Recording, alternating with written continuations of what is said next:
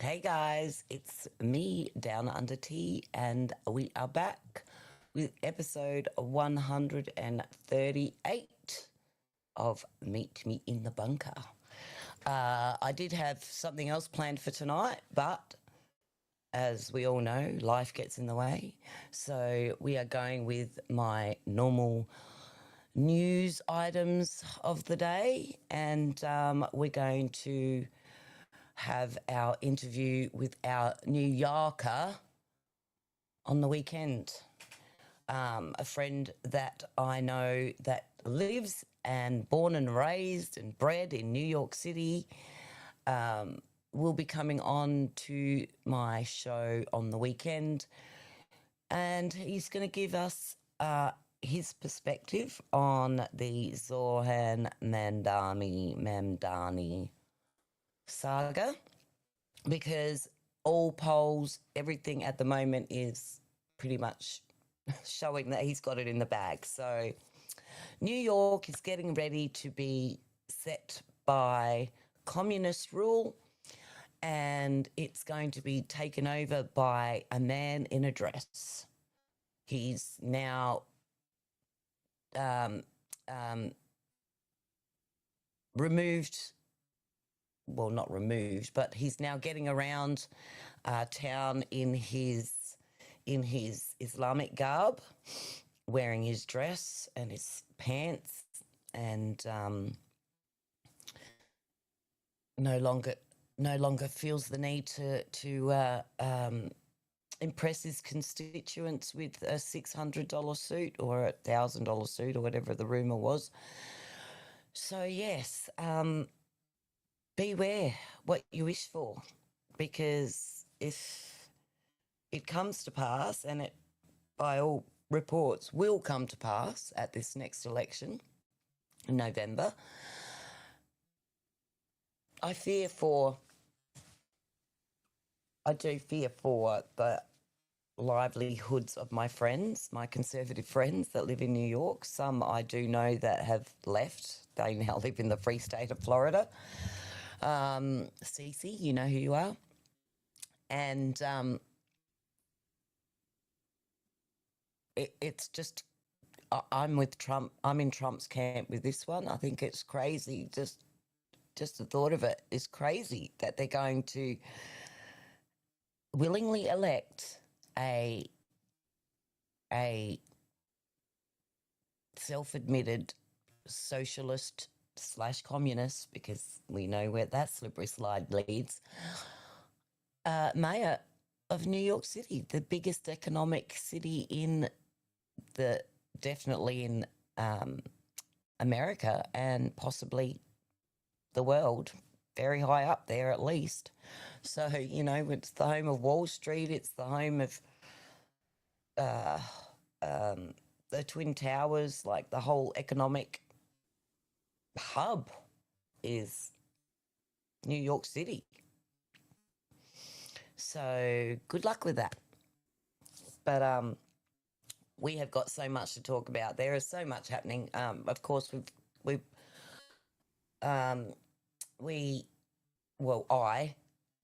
had 3 episodes of 137 because my Charlie Kirk memorial was recorded for almost 22 hours, I think, was all up. So I had to, and Rumble played the stream live, but of course it didn't record the stream, like didn't download the whole stream to my channel. So I only recorded like the first 13 hours, and so I had to present the second part and the third part separately, because just Rumble couldn't cope. The second one only played for 8 hours, and then the last one was 2 hours, just under 2 hours. So I got that one in okay. Mind you, it was a hell of a process trying to get it all uploaded and downloaded and inloaded and all of that stuff that you've got to do. Took me a couple of days to figure all of that out, and Rumble has the ability to live stream a pre-recorded video, which is what I was trying to do. And like the first one I can understand was like 13 hours. The second one was 9 hours and 54 minutes, and it cut off at 8. And then the last one was 2 hours. Now, what I did was I just split the whole entire film up into 3 parts. But the uploading of the shortest one took the longest. So I ended up actually live streaming it, sitting here, playing it, but not talking, because all the talking was being done by Charlie. So anyway, for those of you that have watched that, there was quite a few views on it. I don't know whether you sat through it or you watched it, but I appreciate those that did. If you did, thank you very much. Of course, I got the compulsory hi down under tea. Hi Bunker Studios. I can see how much effort you're putting into your live streams. You're just not drawing the crowd. C'est la vie. It's been like that since I started. I'm not expecting it to change anytime soon. Even though if you go and look in the Rumble titles under Charlie Kirk's, under the Charlie Kirk tab, and you go back to the very first page, you will see that I was the very first person to actually live stream on Rumble Charlie Kirk's assassination before we even knew he'd passed away. So it's number one for me. And I think I had quite a few people watching that one, to be honest with you. For me, anyway, I had like 12 or 13 people, I think, at one stage. That's like a big crowd for me, so come on. Anyway, so let's start getting on with all of the stuff that we've got to talk about now. There's a lot of backlash still from Charlie's death, and they've found out some new stuff about the shooter, the hate and the vile behaviour of people trashing memorials. Two lucky sisters got themselves arrested and one lost their job.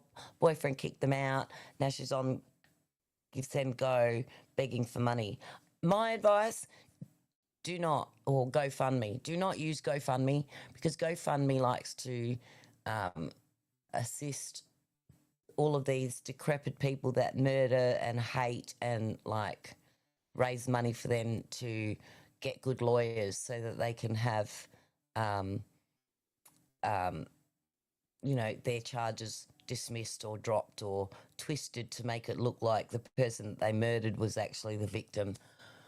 And I'm done with it, and I'm done with these places that deal with those people, because they're assholes. Excuse my French. But in saying that, there is alternate donation websites. Give, Send, Go is one of them, and I think that they are a Christian-based one, so hopefully they are a bit more discerning with who they allow to raise money on their platform. All I'm saying is investigate the people that you're sending money to. That's all. Because just because you think it's a good cause doesn't mean that they are really espousing good causes. Because if you really want to donate to a killer, like say Irena's murderer, who slashed her throat on the light rail last week or a few weeks ago, then I'm sure all you have to do is Google his lawyer, and I'm sure they've got a trust fund set up for them. So, just don't do it.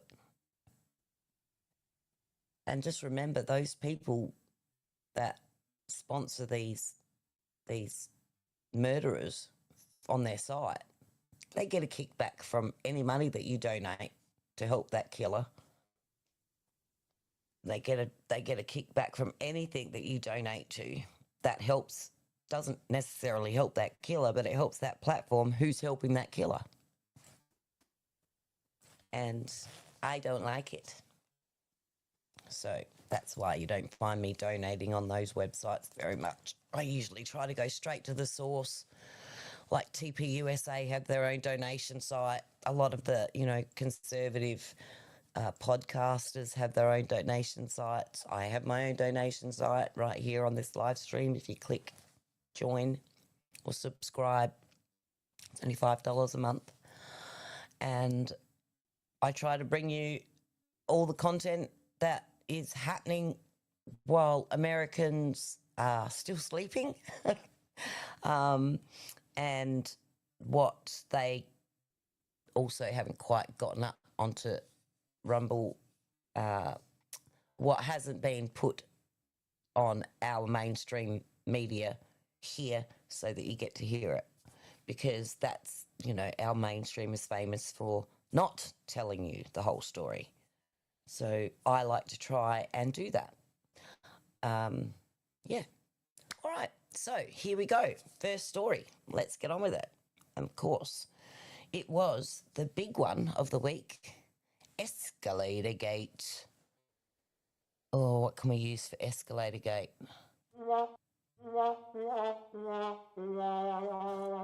That's not bad. EscalatorGate. It was a big fail, really. I mean, they were probably hoping that they'd be halfway up the stairs or something and Trump would come tumbling down, or you know what I mean? But here's where they fail with EscalatorGate. So let's just get into it, and I'll show you what we're talking about now. Is this EscalatorGate before I open the wrong one? I think it is. Yes. Okay. No, this one. Oh, what's going on? Why is this doing this now? I had this all set up before and now it's not picking it up.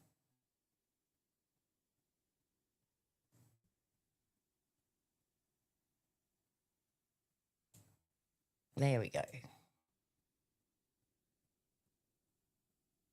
Okay. Unmute and play. Was it sabotage or a staffer? The UN is pointing a finger at Trump's team for a stalled escalator and a frozen teleprompter, blaming a staffer for walking up the escalator backwards. Yeah. They also suggested another Trump staffer was behind the prompter malfunction. Jessica, so you have people blaming the UN, others blaming Trump staffers. Couldn't it be both sides? Absolutely not, and there's no study to back it up.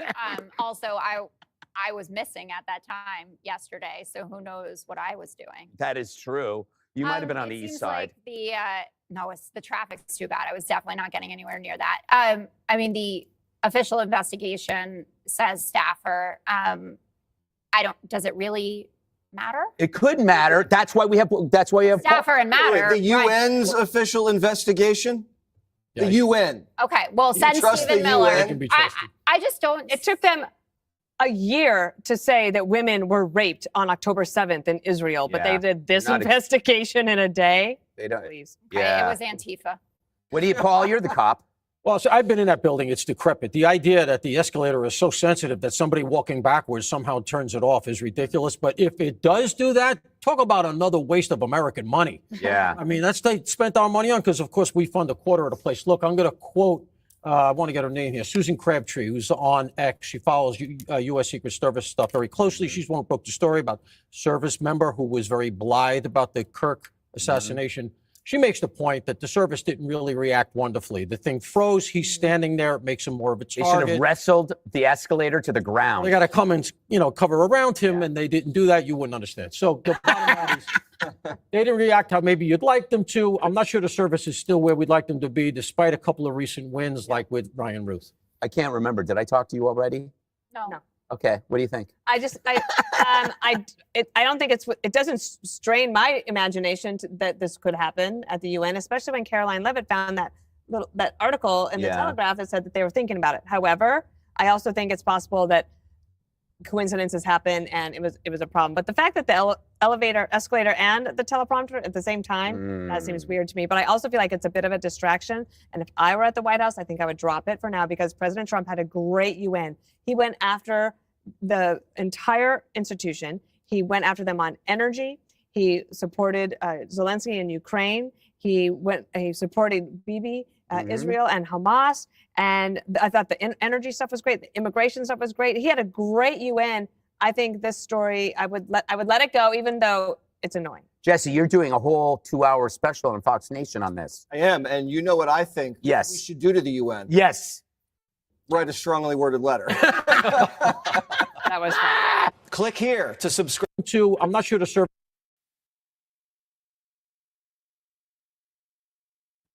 Okay, so that was EscalatorGate. Now the excuses came rolling out, but the fact of the matter was, there was a news article that was printed that's where somebody stated, I don't know if it was in a chat or in some internal discussion somewhere, that maybe they'll prank the president and turn off the escalators and the lifts and claim that they run out of money at the UN, so they need more American taxpayer dollars to keep the escalators running. Give me a freaking break. Like, if it doesn't prove, when we say the left always tells you what they're going to do, or they accuse you of doing what they're doing, right? You need to start listening, because come on, really? The other one didn't stop. What? Like, I know that they're on different sensors and blah blah blah, but one of the excuses was somebody was running up the stairs, the escalator backwards. So I'm assuming that they were running up they said they were running up the stairs backwards and they tripped the emergency stop button, which is like on the actual thing. You have to lift your foot up so high to get up onto the side of the railing, the balustrade, because it's not just on the step. Otherwise it'd go down into the hole with all the other steps when you get there. But the fact that somebody would be stupid enough to try and photograph the president at the top of an escalator while they're walking backwards up the escalator with a camera in front of them, even in any way, whether it's up here or down here. Like, the fact that they're doing that is stupid, for a start. But second of all, if by chance, let's just, for argument's sake, say that's a possibility that he did that, right? He was walking up the stairs. He had one hand on the camera going click, click, click, and he had the other hand on the balustrade going click, click, and going up, up, up, and backwards, backwards, backwards up the steps, right? But the steps were moving now, remember? The steps were moving. So was he moving up the steps? Was he going up with the escalator? Or was it all a lie? But let's just say for a minute that he was backwards going up the escalator, and for some reason, maybe he lifted his foot as he was getting to the top and he accidentally put his foot down on the stop button. Okay, what would be the first thing that would happen to him when that stop button was hit? Because he's still holding onto the balustrade, assuming he's still holding onto his camera with this hand, right? If he hit that stop button, not only would Donald Trump come a-tumbling down, but so would he or her, whoever it was, this photographer, this anonymous, invisible photographer that they keep trying to, one of the rumours is that they was the reason for the malfunction. No, he would come tumbling down those stairs and he would then bowl over like a bowling ball, and 4, 5 pins that were lined up at the end of that escalator would go tumbling down all along with them. Now, that would have been a story. That would have been a big story. But the fact that somebody had it in their mind, knowing that Donald Trump was going to be appearing at the UN, and currently, apparently, Bibi is there now, making his blah, blah speech about, we've got to finish this. Yeah, you've got to finish it because you've been told you have to. But the fact that they're trying to cover up this obvious prank gone wrong, then why are we even giving it air? Why are we even giving it juice? I don't understand it, because most people would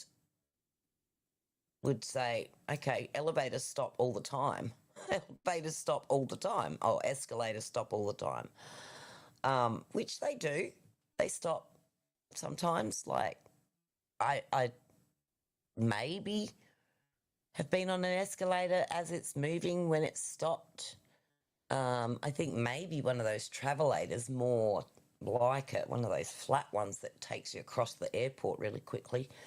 But, you know, that's just sort of a, well, because you're not on an incline or a decline.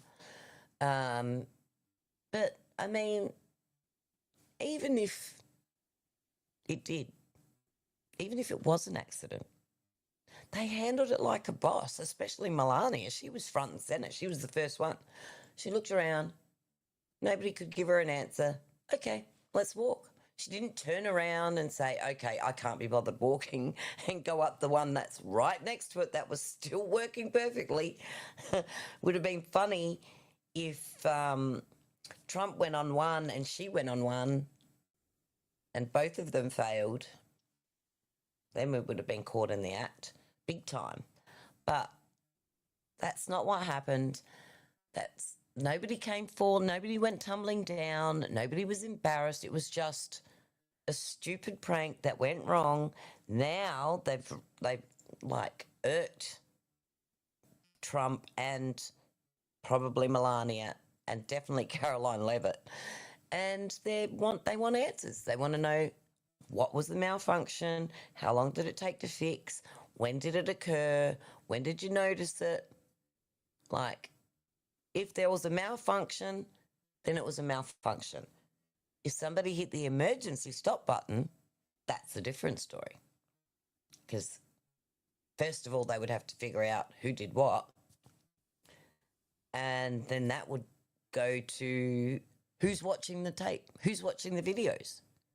What sort of secure building is it? If nobody's even watching the videos, the president of the United States just got jerked into like spot, along with his wife and some cabinet members or whoever they were, going up the escalator. Who's watching the tapes? Who's watching the cameras? Obviously nobody. Or they were sitting there watching, waiting for something to happen, and it didn't. So they then had to panic and like figure it out, especially when they heard what was going on with this investigation. Now there's going to be people there at the UN who operate those elevators, who man those security cameras, that are going to be pooping bricks today. Fair play. What do we say? FAFO. Because we're done with your bullshit. We're all done with it. I don't think you've noticed, even though over probably 1 billion eyes watched Charlie Kirk's funeral the other day. Most of those people didn't even probably know who Charlie was until your crazed henchman took him out. So, you know, every time you do, it's like one of your famous coups in another country. Every time the left try to do these things, they fail miserably. Not only do they fail miserably, they usually end up putting people in danger. That's what happens. They put their fellow Americans in danger every time they screw up. Every time they screw up one of these stupid coups. They don't care. They don't care what happens to you. They don't care what happens to me, my government. They don't. And we're done with it. We're done with their tomfoolery. We're done with their fake media. We're done with their trolling. We're done with it.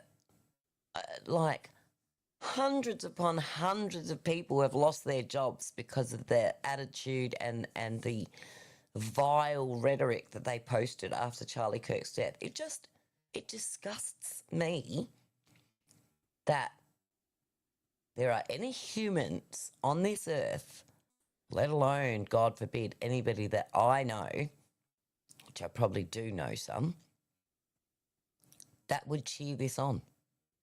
Like, seriously, you have to be warped. It's ridiculous. It is completely ridiculous. It needs to be taken care of. And if we don't stand up, if we don't keep our promise to Charlie, if we don't get out here and sit in front of this camera and tell the truth, tell the things that we see the way we see them from both the left and the right and the middle, because, you know, a lot of us radical right-wing conservatives that you call us, we're really moderate. I mean, Trump is moderate. Trump is a president that would be and will be in history considered as a centrist president. And anything that they call, anything that they may say in history as leftism would be probably procured by his treatment, the treatment of him by other people and in the prior administrations and the intel services and everything. As we know, James Comey's the next ham sandwich. So, you know, there is so much stuff that he could go apeshit crazy on them with. Like, theoretically, all he has to do is sign an executive order, and even though it will get turned over by the next administration, the damage was done by, let's just say, we started raiding houses at 4 o'clock in the morning with battering rams and SWAT teams. But this is not happening. Let's say we burned buildings and cities to the ground when somebody that we love gets murdered. But that didn't happen. That happened when nobody knew, a drug addict, violent criminal got murdered and cities burnt to the ground. Over 200 people were killed. Innocent people murdered for the sake of George Floyd. That psychopath, drug, fentanyl crackhead cost hundreds of lives. Kyle Rittenhouse nearly ended up in prison for the rest of his life. And needless to say, how it contributed to January 6th and the election. That's, in my view, obvious. That rhetoric started back then. The rhetoric started before Barack Obama left office. I don't know if anybody remembers his famous Between Two Trees where they read tweets, mean tweets about themselves. And Barack Obama, one of his last moments on television as the president,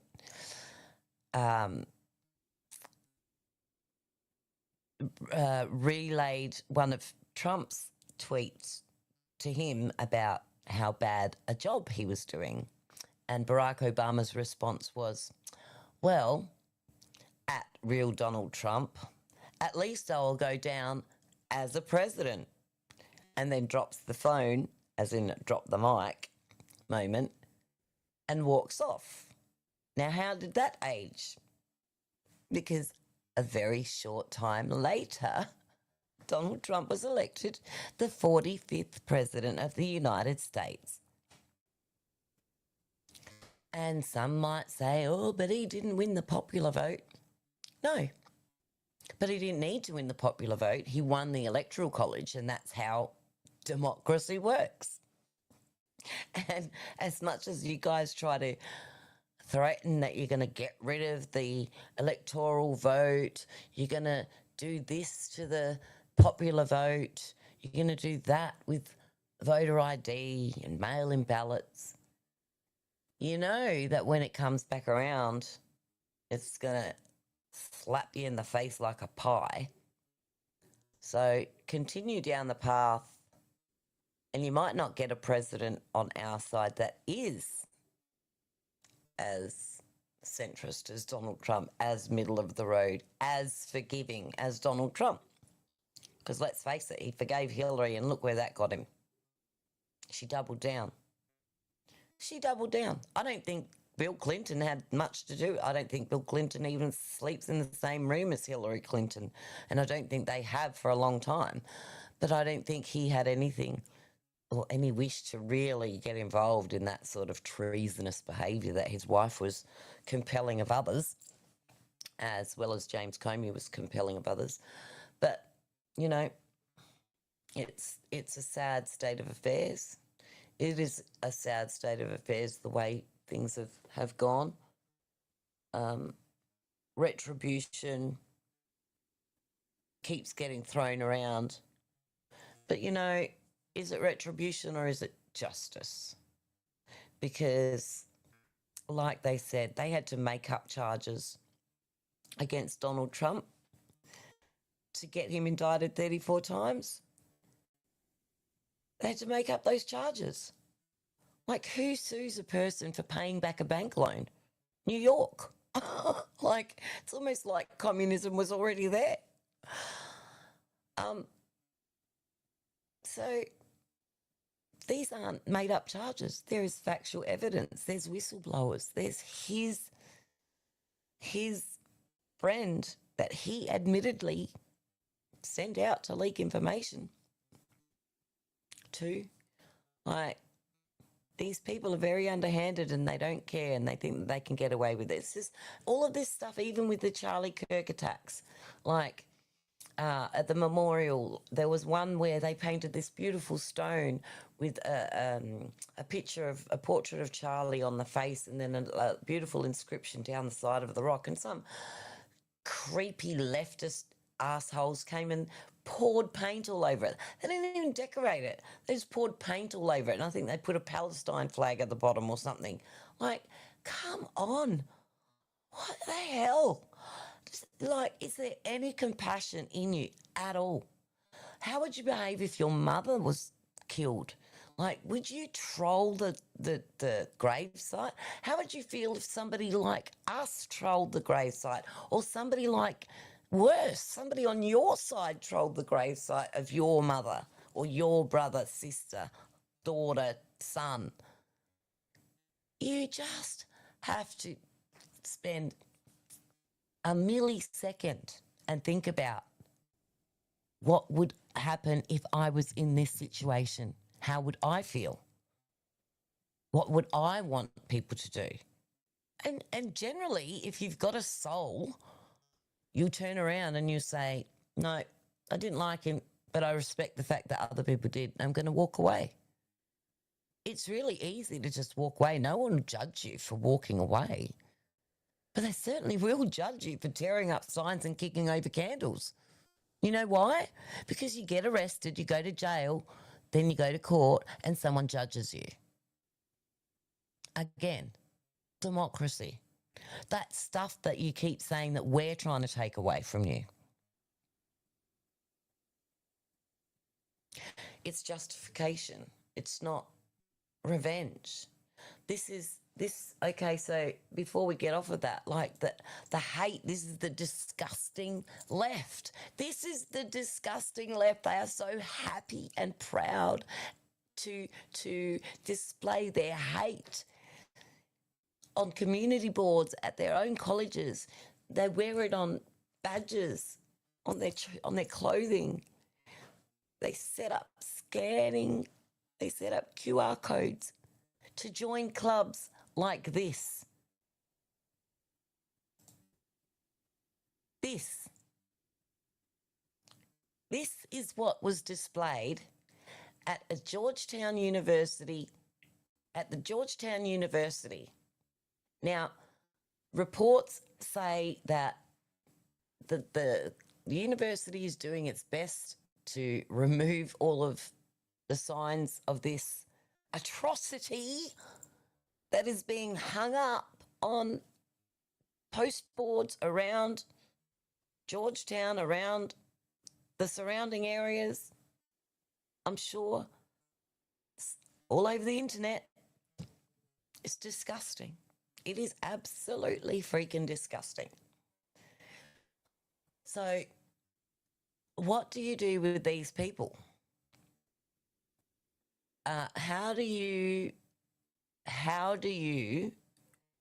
not engage and return the hate? Because this is hateful stuff. There's no doubt about it. This is hateful stuff.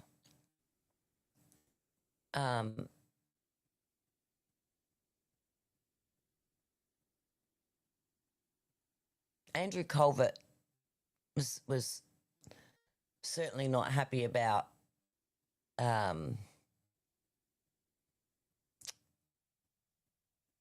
Jimmy Kimmel, and he's just recently made a statement about this.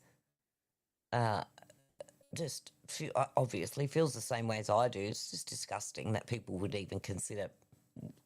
Okay, so a printing shop the other day would not print up flyers for a Charlie Kirk memorial, but they'll print this shit. They'll print this.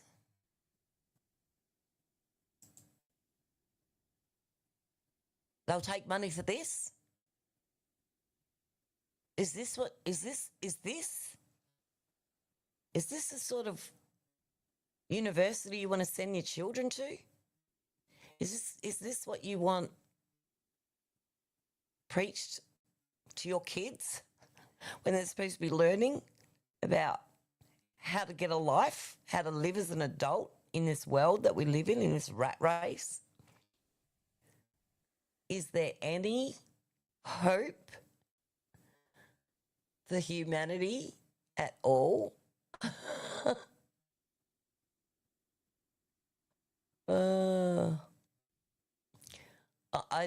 I'm really beginning to wonder if there is. Hang on.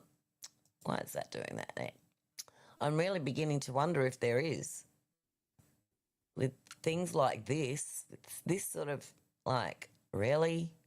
What are we doing? What are we teaching our kids? Hey, fascist cat. We all know what that is. I hope you all know, because anyone that's been watching anything the last 2 weeks since Charlie was murdered would know that this was inscribed on the bullet. Apparently, it was the bullet that was fired. So they found the shell casing with this inscription on it. Now it's a club.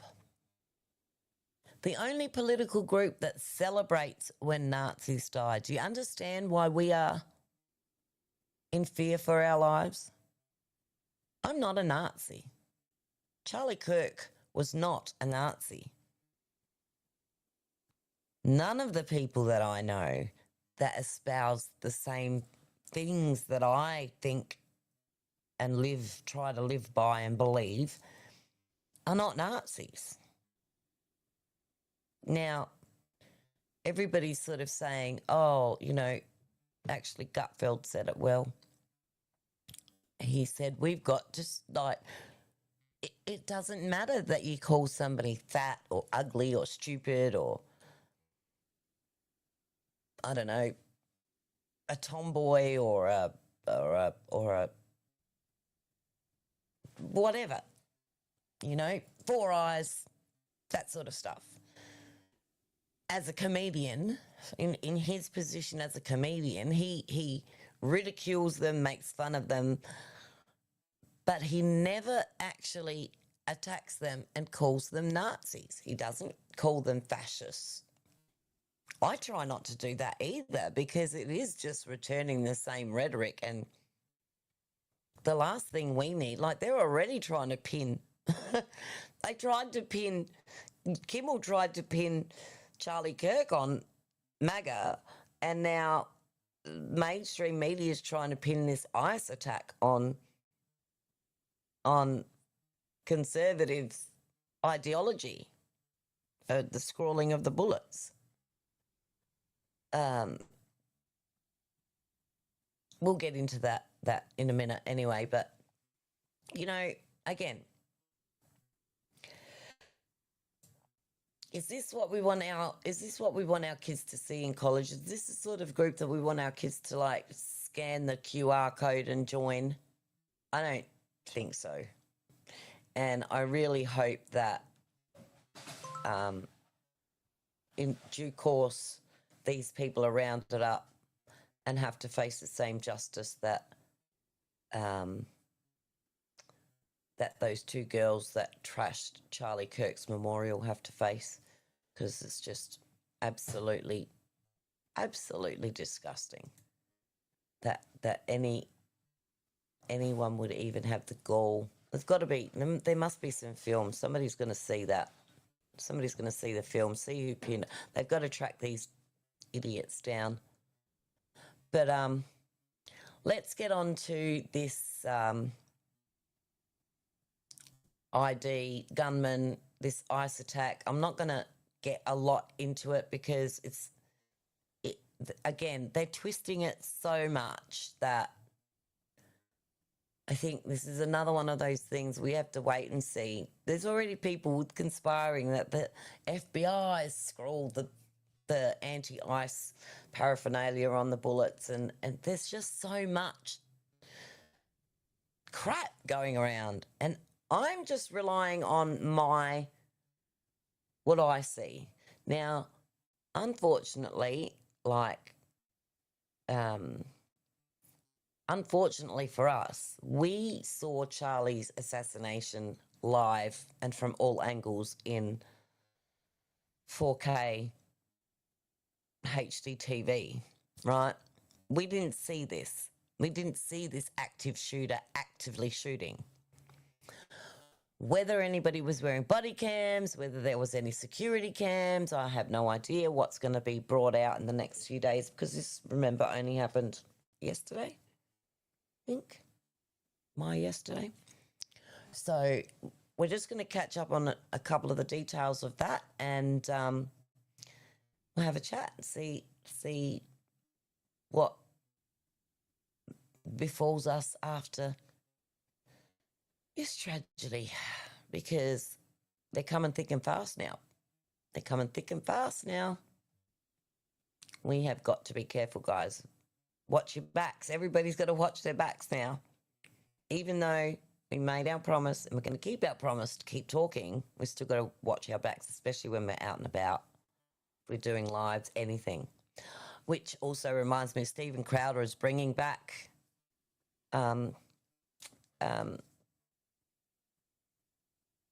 what's it bloody called? I can't even remember. It's got Prove Me Wrong stuck in my head, but it's not Prove Me Wrong. It's something else. I can't remember. It'll come to me later during the night, and I'll write it down on my remembered page, and then I'll be able to tell you what it's called. But he used to do the same thing, actually. Charlie Kirk's 10 Prove Me Wrongs were inspired by Crowder's version. So we are going to get into this now. This is another Fox News report. It's about 12 minutes. It's got quite a few sort of current details. This was only, a day ago. There is more prescient stuff. I'll see if I can find it later and add it, but let's get into this. Watch.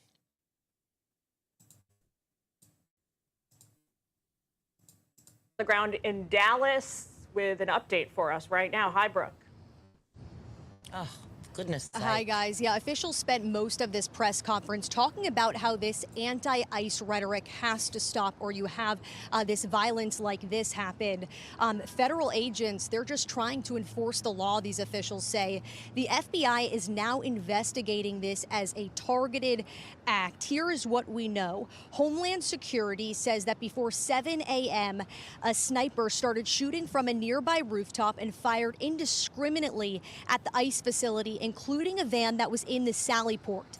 DHS says 3 detainees in that van were shot, and at least one of the detainees was killed. The gunman then turned the gun on himself. Officials say no ICE agents were hurt. The FBI, though, shared pictures of rounds found right near that shooter with anti-ICE engraved on those shell casings.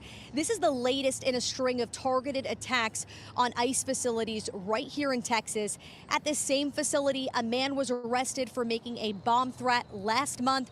Then in July, a group ambushed officers outside a separate Texas ICE facility. One officer was shot and survived that shooting. Senator Ted Cruz was here at this press conference and spoke about this violence. Violence has no place. It is wrong. And we should come together. If we want to have a debate about immigration policies, we can do so in the halls of Congress without demonizing each other, and especially without demonizing the men and women who every day put on a badge and go risk their lives to keep us safe. And of course, so many responding to this attack this afternoon. Vice President J.D. Vance posted a statement on X saying, quote, "The obsessive attack on law enforcement, particularly ICE, must stop." You also have Texas Governor Greg Abbott. He tweeted, quote, "This assassination will not slow our arrest, detention, and deportation of illegal immigrants." Again, guys, this happened outside of a processing center where illegal migrants are taken to get processed after they're arrested by ICE. All right, Brooke Taylor in Dallas on the scene for us there. Stand by. Thank you. All right, Bill Daley's a former FBI investigator and joins us now. I mean, this almost seems like a daily occurrence, Bill, that we have another day, the sun comes up, dawn breaks, and another politically motivated shooting. It's just no sign of stopping. It's horrible, John. And you know, John, over these past several months and even the past since the administration took over, you know, we've seen this kind of push by politicians and other people around ICE facilities. They've gone as far as even some of these elected officials kind of, you know, trying to force their way in, stopping vehicles. So, you know, it is kind of a buildup of what we've seen over the past few months, only to this point to a deadly level. You know, I think a lot of people speak about this rhetoric. You know, I'll cite a few things, but I know a lot of people speaking about it. I'd like to talk more about the investigation. But, you know, when you have elected officials calling ICE agents, you know, agents, modern Gestapo agents, or, you know, governors moving to not have masks on ICE agents because they want people to know who they are so they can go after them. You know, all of these things are lead up to people who might be prone, who are driven in a certain with ideology or direction, as we've seen today, and they carry out these horrific acts. Bill, what is with this? I don't know if you would call it a trend, but for lack of a better word, the trend we're seeing where these assassins and mass shooters now like to try and carve little messages on shell casings before they carry out these shootings. Is this something that you have seen before the last few months, or is this new? This is, I mean, it may happen periodically over a period of time where individuals, murderers, or other people may do something similar to this, but it's not a trend. This seems to be certainly a trend. You know, we saw it with the Mangione shooting in New York against the United Healthcare CEO, where he left those bullets on the sidewalk. We saw it with Charlie Kirk's shooter, and now here. So, you hate to say copycat, but certainly all the hallmarks of it is, you know, within the past few weeks, months, if you will, you know, we have people doing the same thing. The other thing, Jillian, I want to talk about is the FBI's investigating this. I think, you know, a couple of positive things to be taken away from this. A, law enforcement was extremely responsive to this. FBI there on the scene. I think under the leadership of Director Patel, they're trying to be very forward-leaning and transparent. That was mentioned both by the SAC, agent in charge of the Dallas office, as well as Director Patel, who came out and posted those images that you just referenced. So, you know, they're trying to be as transparent, as forward-leaning as they can, and to help the American people not start to spin their wheels with worrying, you know, who's this shooting, is that they were able to provide some clarity pretty quickly with releasing that photo. I want to come back, Bill, to this idea of the rhetoric. This is Joshua Johnson, who's the ICRO director there in Dallas. Here's what he said a little more than an hour ago. This is the second time I've had to stand in front of you and talk about a shooter at one of my facilities. And I think that the takeaway from all of this is that the rhetoric has to stop. There are people out there who are seeing what is being placed online, and they're coming and they're doing acts of violence against ICE employees. You know, we should mention that there were the And while we're on that, like, that's exactly what's happening. That's exactly like that. They asked the question, what's with this trend of scrawling things onto the bullets? Now, listen, the New Zealand mass shooting was a long time ago. It was, I think it was just before COVID or during COVID. But I don't remember anyone mentioning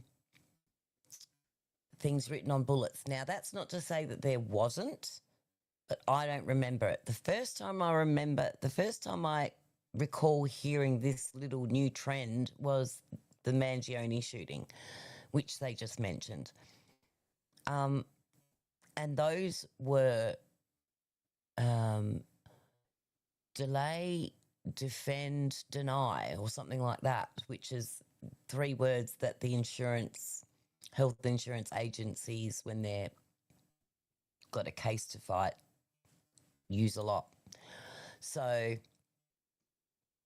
that's the first time that I heard. Now, look, it's not to say either that he was the first to do it, because we all know, we all remember, we all seen the old World War clips, the war clips where they'd scroll stuff onto the bombs before they packed them in the planes and stuff like that. But like,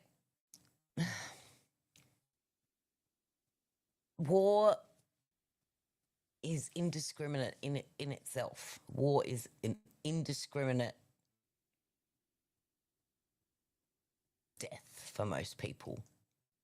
Most people aren't targeted specifically during a war, except for the warmongers and the people that we're fighting, or they're fighting, whoever's fighting. So, you know, it's just a matter of context. Context for that time and context for this time. Context for this time, like, what the hell are people doing? People are sitting around scrawling stuff on bullets. Is anybody noticing? Because, like, you know, it's kind of obvious. You have to sit there and, like, depending on how big the bullets are, and some of these ones are pretty big, that 3006 was a big bullet, you know, so plenty of room to write stuff on there. But, you know, you had the other shooter that wrote all over his gun as well, and all of that sort of stuff. So this is a new trend. I don't like it at all. I think it's terrifying. I hope they, I don't know. I hope they can. I mean, look, if it comes to that, I'm going to go into my house and I'm going to start writing FAFO on all of mine, because come into my house and you will find out.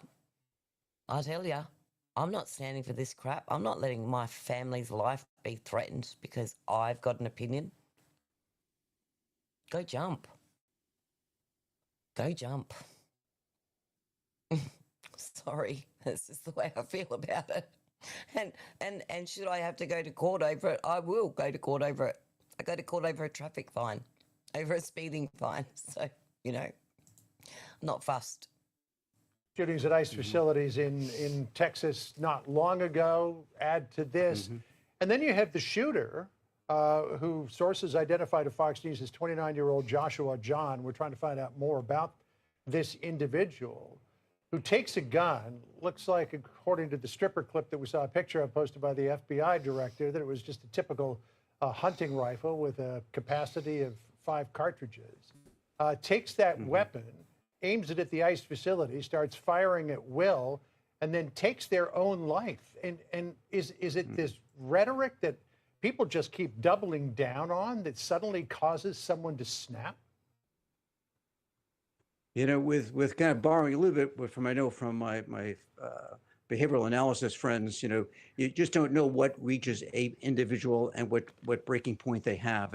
And although many people can kind of, flick this rhetoric off as being just that, political rhetoric, it does affect a number of people. And I think today, John, with all of the various sources that people are getting information, or ones that maybe want to lock themselves into with regard to social media or news outlets, and they're hearing it over and over again, the fragility of people where they are at any particular moment may lead them to commit one of these acts. But the other thing too, John, as we look into this investigation, and the FBI is doing this right now, is to find out, where did this person, where were they getting this information from? Where was he being, if you want to call it, kind of radicalized to conduct one of these acts?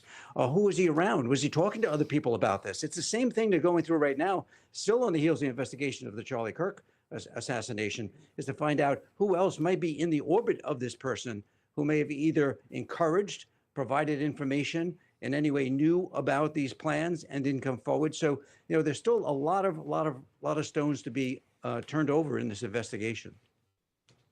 We've been talking a lot on this channel, Bill, this week about mask mandates for ICE officers. A new rule proposed and put forward by Governor Gavin Newsom. Take a listen to what he said on Saturday. I want to get your response. I'll be signing a bill, the first in the nation, saying enough. To ICE, unmask. What are you afraid of? What are you afraid of? How does that play into all of this when we're talking about the identities of specific individual ICE agents? Yeah, well, I can tell you what they're afraid of. They're afraid of something that occurred today, and they're afraid of something that may happen to them or their families if they're identified. We're not talking about normal, everyday police operations where people in patrol cars or FBI agents are out there conducting, everyday activities. But when they're involved in these more contentious issues, which seem to be in certain locales more contentious than others, is they're very much concerned about their well-being and safety of themselves and their families, who may come under attack. Could be everything from people showing up at their doorstep. Very easy today, a couple of clicks away, you can find out who somebody is by an image and therefore where they live. So those are the things people are concerned about. So I mean, you have to really, when the governor says that, you have to say, well, what is he then saying? He's saying that it's okay for all these people to then be further exposed because they're carrying out their duties as sworn law enforcement officers of this country, carrying out the laws have been prescribed by Congress. So, I mean, I think we have to take a look at that very sobering. The other thing, Jillian, is that, with a lot of the talk about, people having due process. Well, today, two of these people who are being just detained are denied their due process because they've been killed. Right. So when you flip that around, you have to say, what is really happening here when someone's willing to take not just someone's life if the intention was to take an ICE agent's life or ICE agent's life, but also the due process of those people who are just being detained. They've not been convicted, and there's been no other specific allegations lodged against them, and their due process now has. Okay, so major point there. Anti-ICE shooter decides to take out 3 detainees. What is the sense or the logic behind that? Was he aiming for the ICE officers and had a bad scope? He didn't achieve his goal if it said anti-ICE and he shot the detainees. Maybe he couldn't see. Apparently shot into a van, into a facility that was in the people were dropping off. Look, I don't know what motivated him. Well, I do, but I don't know what motivated him to try and take these pot shots on this particular day at this particular time, which hopefully we will find out. But of course these guys are terrified. Of course they don't want to be their family being doxxed. It's ridiculous. The premise of it is ridiculous. Gavin Newsom was allowing people to walk around with masks and burn the city down, during the summer of love. Come on, Gavin, give me a break. What are you afraid of? Are you afraid that ICE is going to come and clean up California? Is that what you're afraid of, Gavin? Because nobody else is afraid of that. Go and talk to some of the people on your streets. I wore this hat, not this hat, but the red one.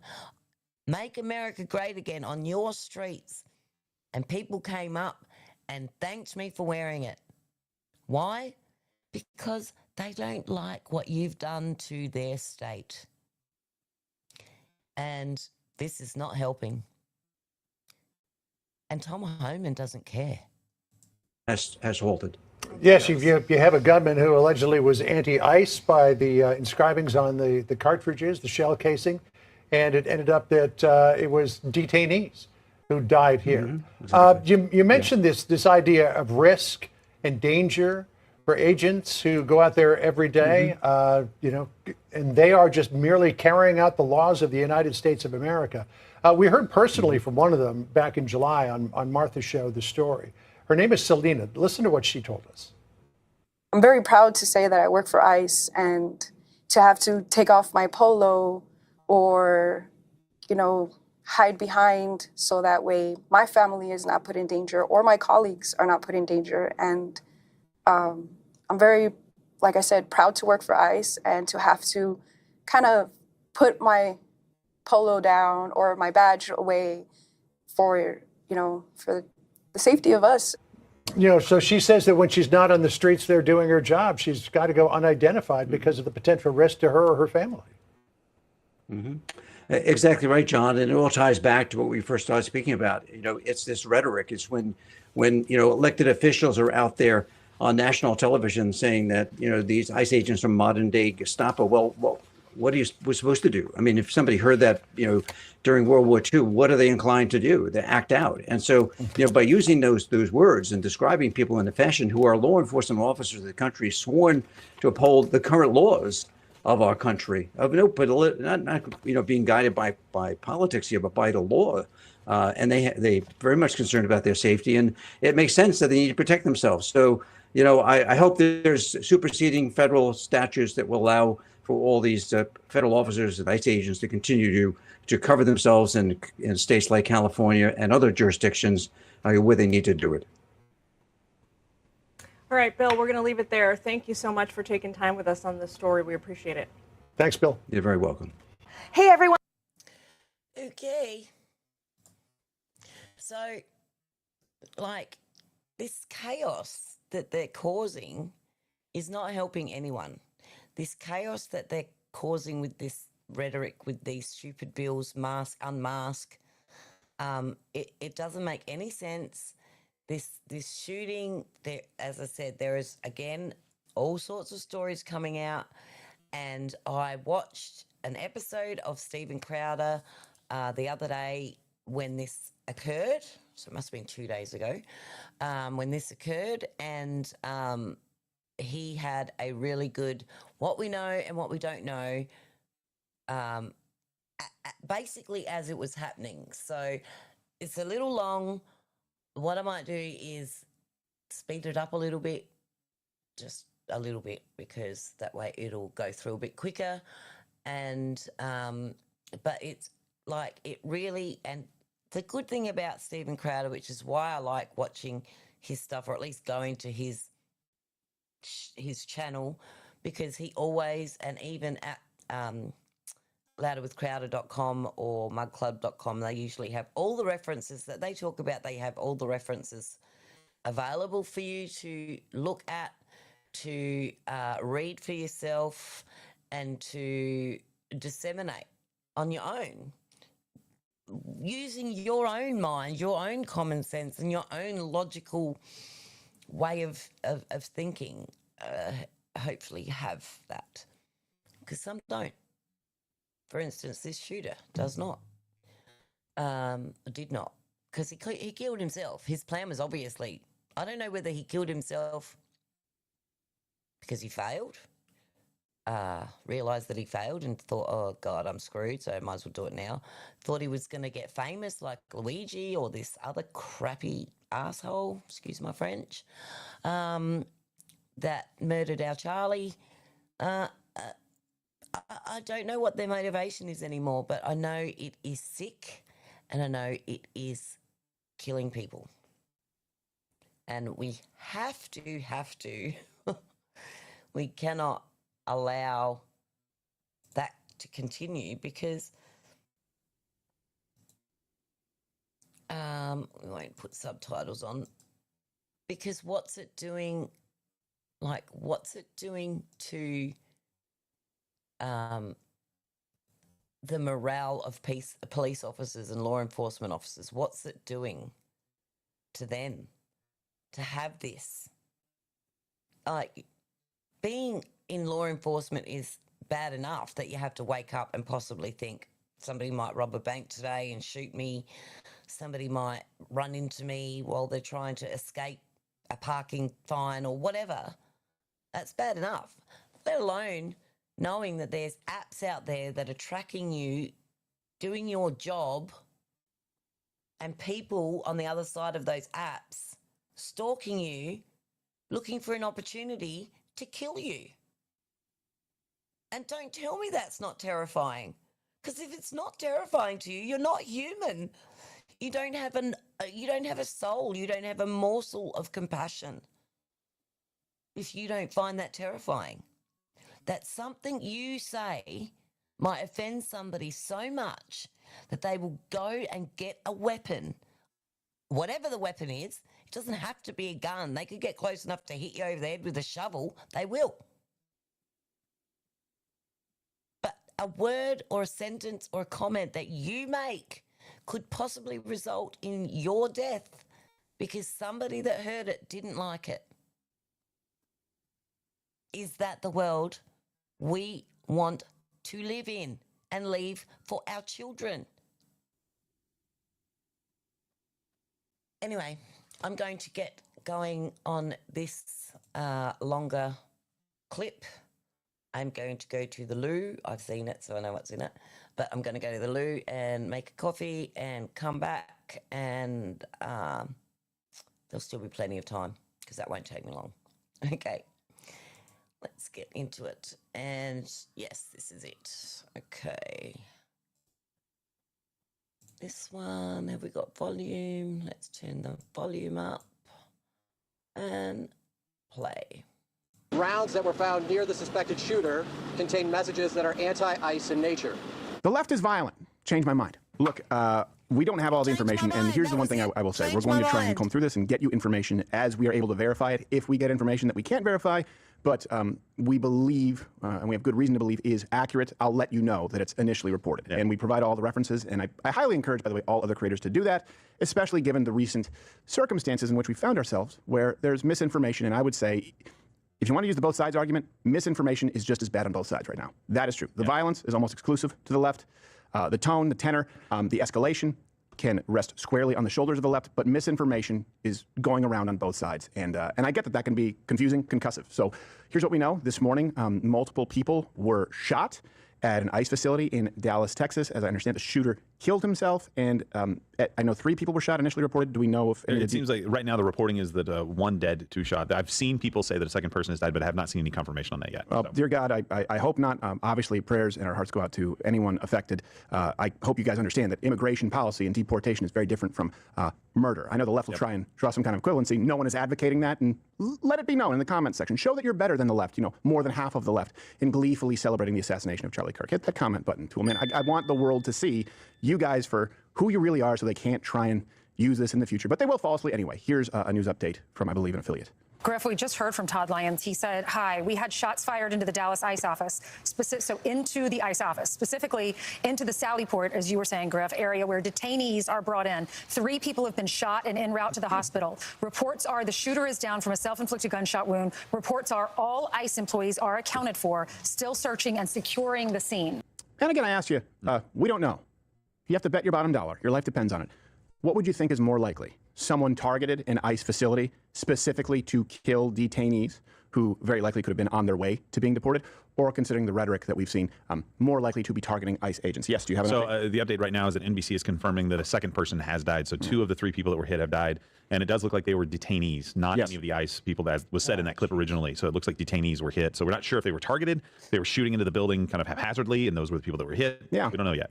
Either way, it's horrible. Yeah. And I would say I hope this man faces justice, but he did kill himself, which, frankly, you'd rather be able to pull the switch on someone like this. Yeah. But we'll keep updating you. Of course, DHS Secretary Newsom did write on X. Yeah, not the dog thing. Jeez. She said, "Wow, that didn't sound like a dog, Billy. That's the problem. It was supposed to be a." I thought that's what she wrote. I was like, how do you spell that? Yeah, well, I don't know. She AIs it in through text to speech to text. Man. She wrote, there was a shooting this morning at the Dallas ICE Gov field office. Details are still emerging, but we can confirm that there were multiple injuries, fatalities. The shooter is deceased by self-inflicted gunshot wound, and it looks like they're going to be delivering an update that we are seeing right now in the news. Yeah. So let's kind of walk us back through how we got here, though, and the reason why, if I were to go on a hunch, and it could go either way, to be clear.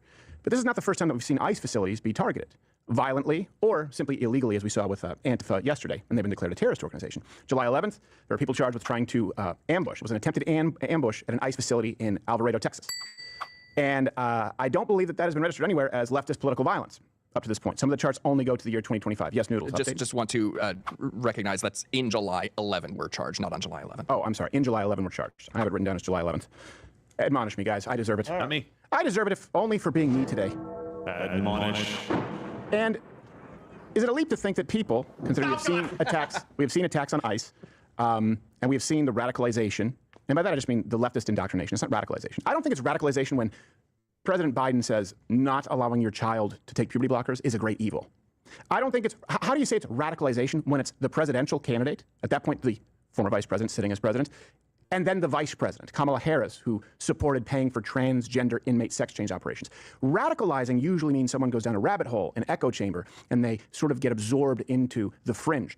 Can that argument be made? Is it fringe when the president and vice president, the candidates of that political party, are espousing that? I don't think it's radicalizing. I think it's simply indoctrinating. Yeah, radicals are outsiders. Yeah. That's what they say. Oh, you're radical left, you're radical right, you're radical something. Right. Yeah, I don't think... if it's mainstream, it's not radical. I guess, when people say, how do these leftists get radicalized? Well, I don't know. Did they go to university? Because they would be hearing in every class that right-wingers want to genocide trans people. They would be hearing in every class that ICE is the modern-day Gestapo. They would be hearing in every class that silence is violence. I don't think that's radicalization when you are a forced pupil. You have to sit and listen to this. So the radicalizing of the left takes place in college, takes place on mainstream media, takes place in all of our institutions. And when they say radicalized right, what they actually mean is a fringe person who's picked up a point of view somewhere in the dark web. It's not the same thing. And let's get back to, is it a logical leap to say, hey, maybe someone could have been indoctrinated to believe that ICE is the modern-day Gestapo? Where would they have gotten that? Donald Trump's modern-day Gestapo is scooping folks up off the streets. They're in unmarked vans, wearing masks, being shipped off to foreign torture dungeons. Masked agents of the state in unmarked vehicles are terrorizing communities. They are disappearing people. They are targeting the political opponents of the president. They are partnering with Trump's donors, Silicon Valley oligarchs, for a sinister and deeply un-American agenda. Masked men jumping out of unmarked cars, people disappearing, no due process, no oversight, zero accountability, happening in the United States of America today. People ask, well, is authoritarianism, you're being hyperbolic? Oh, we're being hyperbolic. If anyone's breaking the law in this situation, it's not members of Congress, it's the Department of Homeland Security. It's people like Tom Homan and Secretary Kristi Noem. We don't live in a country, an authoritarian country where we have secret police who are masked, who are intimidating, who are scaring people. That's the stuff of authoritarian states. Every single ICE agent who's engaged in this aggressive overreach and are trying to hide their identities from the American people will be unsuccessful in doing that. This is America. Yeah, I wonder where someone could have been radicalized to think that ICE is Gestapo or aggressive or violent. Oh, that's right. They said it directly. Right now, there's an update. Mayor Eric Johnson of Dallas. Let's go to it really quickly. We're a country and a city that needs prayer. So I'm going to ask you all to join me also in praying for this city, that we can come together at a time like this, and that we can be there for one another the way we always have in times like this. Does that include ICE? Support one another, help us all get through this very difficult time, not just in our city, but in our country. And that's why I'd ask you to pray for our nation. There's a lot going on right now in our country. A lot of it's confusing. It's a scary time. I've got children. I've got 3 young children, and I'm here to tell you that it is challenging to explain to them what's going on in our country right now. But I said before, and I'll say it again, I believe in the power of prayer to change things, and it can change the hearts of people. It can change this country. It can change the city. So please pray for everyone. That's a stark contrast to the condemnation of prayers. So I also want to say thank you to the Dallas Police Department, and say thank you to the Dallas Sheriff's Department, Dallas County Sheriff's Department, Texas Department of Public Safety, and all of our various federal law enforcement partners who acted so quickly today to make sure that today's tragedy wasn't worse than what it was. So on behalf of the city of Dallas, I want to say thank you to all of you. And you're going to hear from some of those folks later, but I wanted to let you know that we appreciate what you all do, not just today, but every day. It was a great start. Yeah. It was a great start compared to what we've seen in the past. Yeah. And this is really important. I would ask that all of the city of Dallas residents who can hear me right now, let's be patient, let's remain calm, and let's let our law enforcement partners, our police department, do their job. This is an active investigation. There's still a lot of unanswered questions. Really quickly, he left the Democrat Party in 2023 over crime. I do remember that, yeah. To exercise a little bit of restraint and allow them to do their job to help make sure this continues to be a safe city and that they can help us figure out what happened here today. But with that, I want to say, again, thank you to all the folks who came out this morning from our law enforcement community. I'll turn it over to our police chief, Daniel Como. Really quickly, before that, guys, I'll just let you know we are going to do some gifted subs here today. If you're on YouTube, where people there in the chat who are members of Rumble Premium, you can, right now, it's open, gift subscriptions out there. We can't do this without your support, and we'll read the name of every person who gifts subs later on. I guess you have a stinger?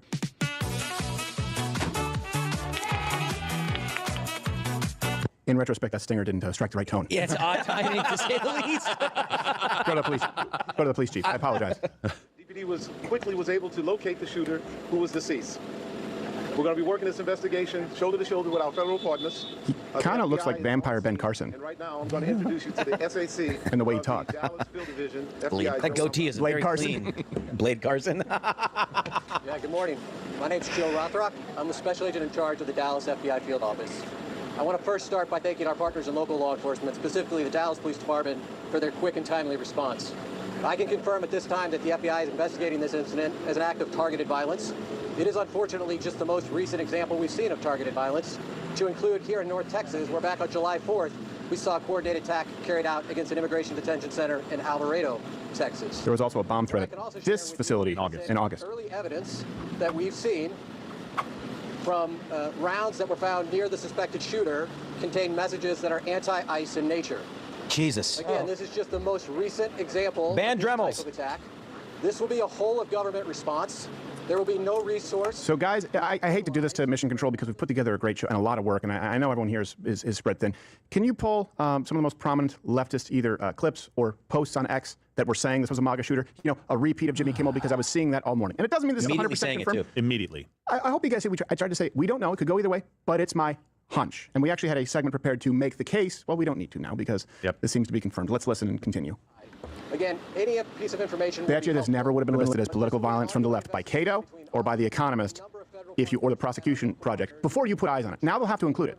Remember, they didn't include, we got a Trump voter here, bang, bang, told the cops I shot him because he's a Trump supporter. That was not included as leftist political violence. This would never have been included until you guys demanded transparency and accountability. You can keep a ledger and live in real time now. Don't be gaslit by the left. Where is the violence? From where is it coming? It has been consistently from one side, and it's to create a culture of fear for standing up for your beliefs. This is the same kind of terrorism that we saw with Charlie Kirk. You know, you said it was a good start with the mayor and what he said, Eric Johnson there. But I would have liked for him to have not just said, vaguely, our federal partners, let law enforcement do their job, and in our federal partners. Can you say ICE? Can you say ICE? Can you say ICE? Can you say to the people in Dallas, North Texas, can you say, let ICE do their job? Yeah. Or are you afraid to say that? Yeah, good point. I want to see what this man in the cowboy hat says. ICE employees. So that's kind of all I have for today. So I think you just said it seemed like it was targeted against ICE employees, if I'm not mistaken. And people are losing their lives. Thank you. Thank you all so much for coming. We really appreciate it. Here's my prediction. Again, thank you all so much. The leftist, the book, you know what? Bookmark this.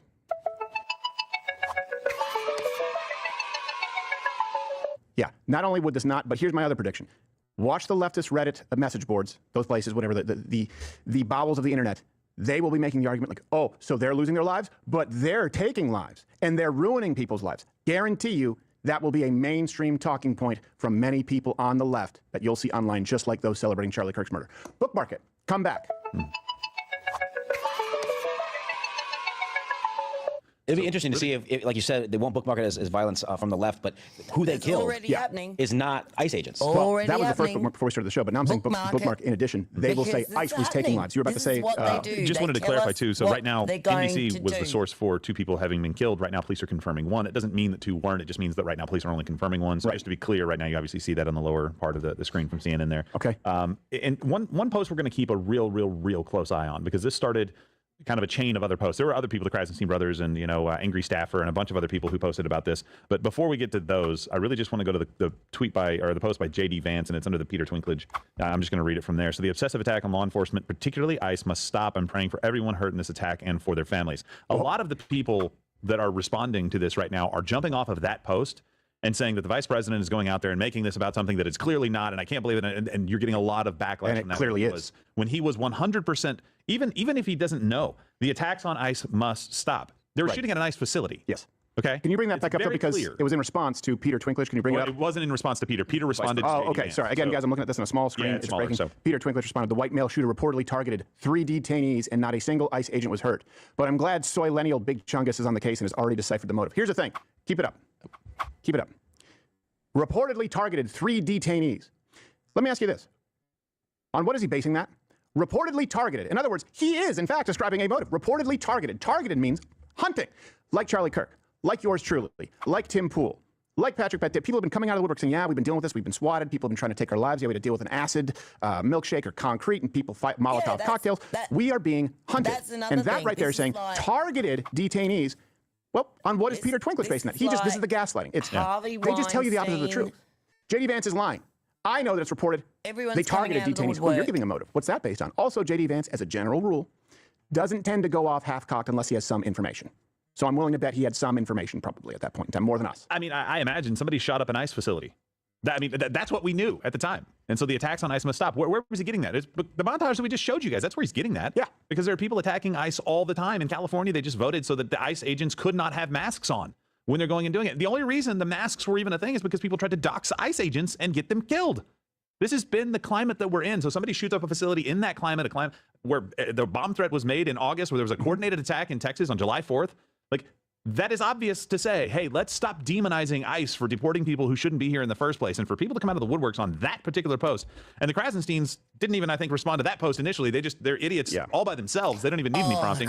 Both Ed and Brian. So this is sick. This is Trump's America. I can't believe that they're targeting these people. Not at all addressing what the real problem is. Listen, this, I'm reading it as if he typed really fast. This us sick, he meant is. A white male, again, has reportedly opened fire at immigrants at an ICE facility in Dallas, Texas. We certainly have a problem in this country, a disgusting problem. Yes, Brian. Okay, so you're close. You're close. We have a problem in this country. Can you help me identify what it is? Because it matters. Somebody else told me, and I responded to this. Shouldn't we just start with saying violence should stop on both sides? No, that sounds really nice, but it doesn't actually get to the root of why you have violence, and that also presumes that you have a willing partner on the other side to agree that we need to stop the violence. Right now, you and I, Stephen, no violence, right? We've called for that. The day is young. The day is young. You never know, and you might be mad at me later on. I get it. I will. We don't want any violence. Fine. That presumes that on the other side, they're not demonizing us at every single turn and calling us Nazis and saying there won't be elections in 2028. Yeah. We don't have a willing partner on the other side right now. I wish we did. There is no finding common ground. There is no finding common ground with the people who are purveyors of this misinformation. And the point I was trying to make earlier, we went to CNN real quick, but this will be classified as violence against the left because ICE agents were hit. Right. Just like that Peter Twinkertard or whatever his name is. Well, also, here's the thing, too. If you look at those crime stats out there, any violence, and we've gone through this, Cato and The Economist. You can go and see those segments, by the way, and I've addressed it on Tim Pool's show. Any violence committed against a government facility is automatically labeled right-wing, even, in many instances, Antifa violence. Because right-wingers are anti-government. Yeah. So this would be labeled. And again, it will change now, just to be clear, because you have put eyes on it. This does matter, guys, quite a bit. And I'll explain to you why I was making an inference, earlier. The reason I was making an inference is if someone was out there trying to kill immigrants, there are easier targets than ICE facilities, sanctuary cities. Exactly. We'll just go stand at the border and shoot him as they try and cross. But he's obviously wasn't. But, like, it's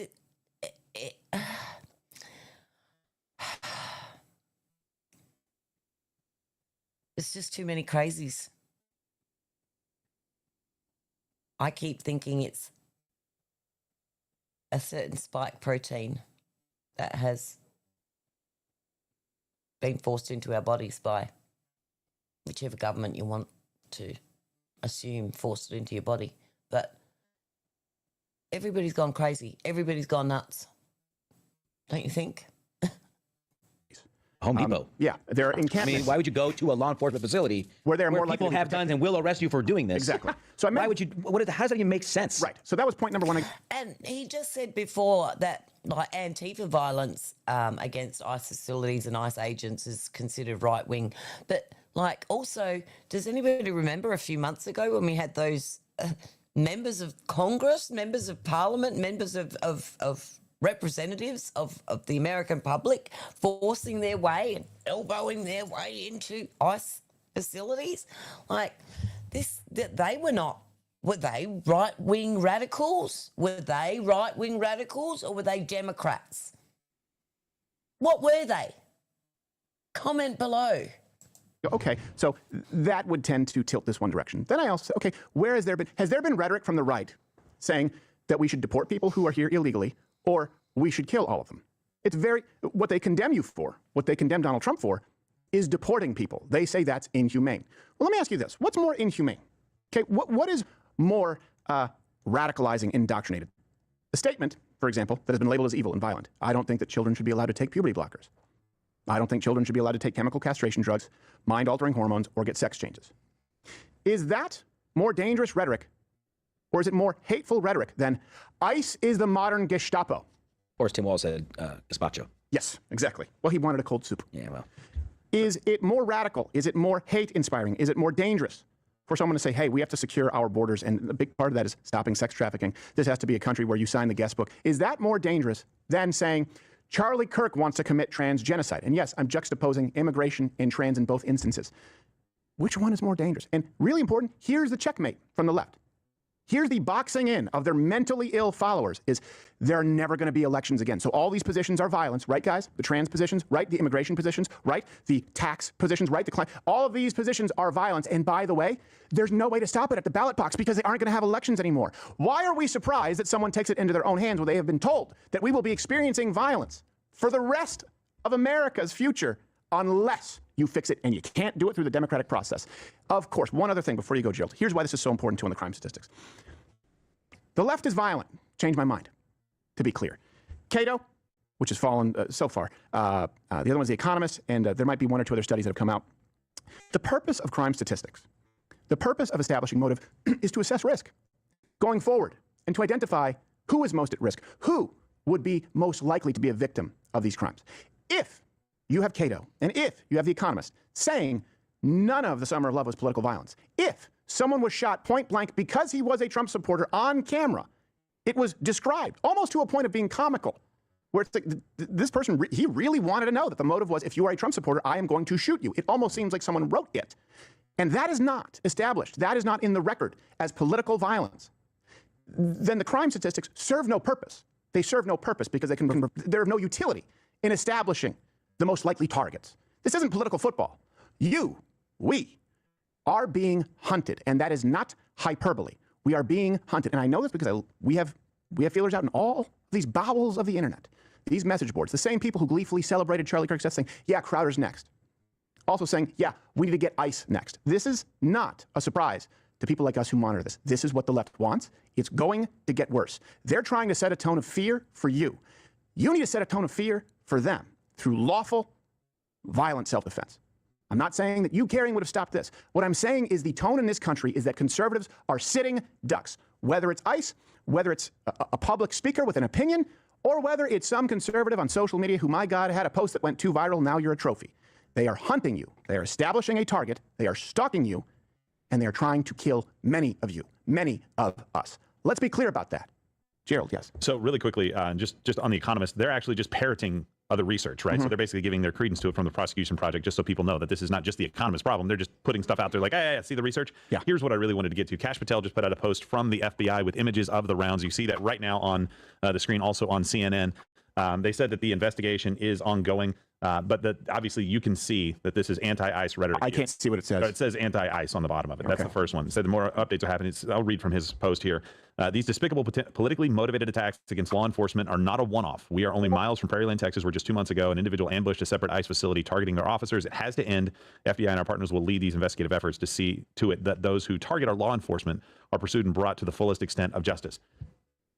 This has been happening at other places within the state of Texas, not just randomly trying to figure out, maybe could we possibly discern or divine the motive of somebody who is anti-ICE right now, taking shots at them.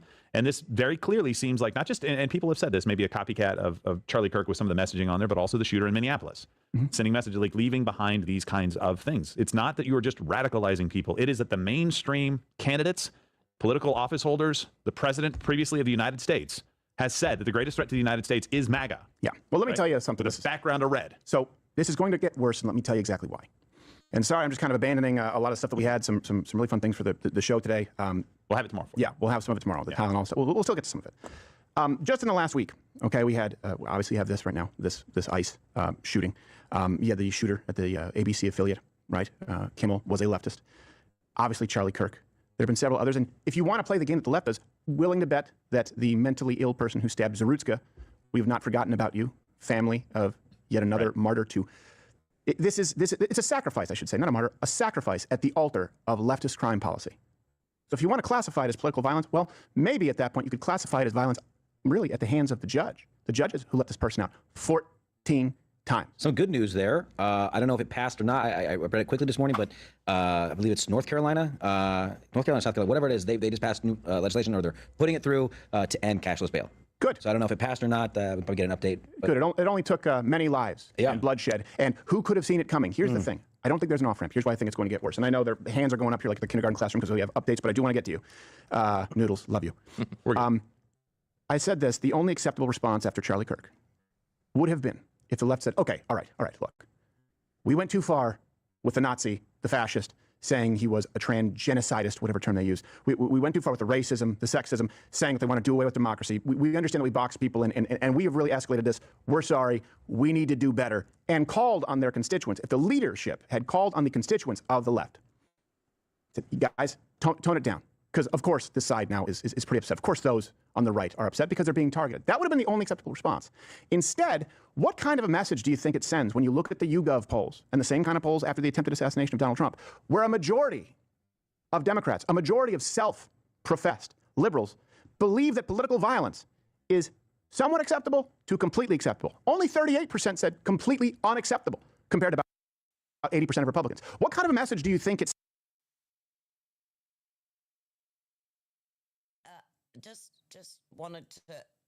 just wanted to add like a little bit to that, because 80% of Republicans 80% of Republicans said that they would not tolerate that sort of violence as, you know, retribution or whatever it is, and that still leaves 20% there somewhere. So we've got some crazies of our own, and this both sides bullshit.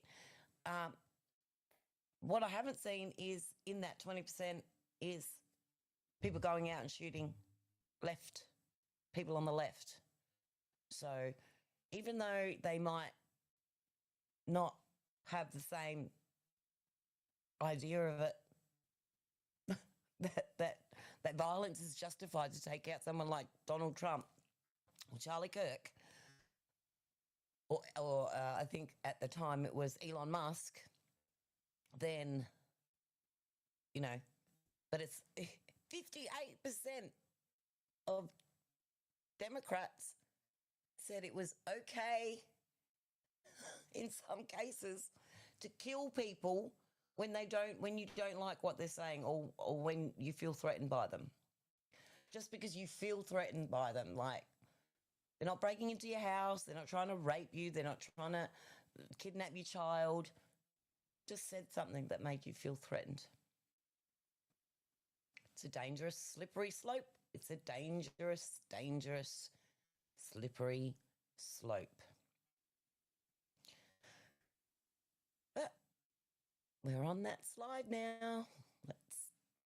Gotta go all the way down. Rock bottom. as they say. Sends. When instead of taking accountability, left, all of you, instead of taking accountability and saying it's incumbent upon us to undo what we have done, every single vigil, memorial, any event honoring Charlie Kirk was met with protests or spitting or desecrating. What kind of a message do you think that sends? Yeah, this is how it's going to go. And when that happens, that response has, of course, inspired and galvanized more people. It is going to get worse unless something happens from the federal government at this point. You are one successful social media post away. You are one viral video away. You are one effective campaign run away from being hunted as well. I don't know that there's an off-ramp from this because the left doesn't seem to want to take it, and it requires them to act first. And every chance at bat, they've decided, nope, they're going to make it a both sides thing. Yeah. I don't know. You guys can come. I don't know that there's coming back from this unless the left, and I don't think they're going to do it. And so that's why I'm advocating that you defend yourself and make sure that the tone changes in this country where we have people standing up and at least immediately helping Zarutska, ideally blowing that guy away to Carlos Brown Jr. Yeah. Where we have people at any, we should have had people at any, prove me wrong, at any public event from any conservative speaker where if someone acts up and someone winds up to whip something, they are met with a hail of fists.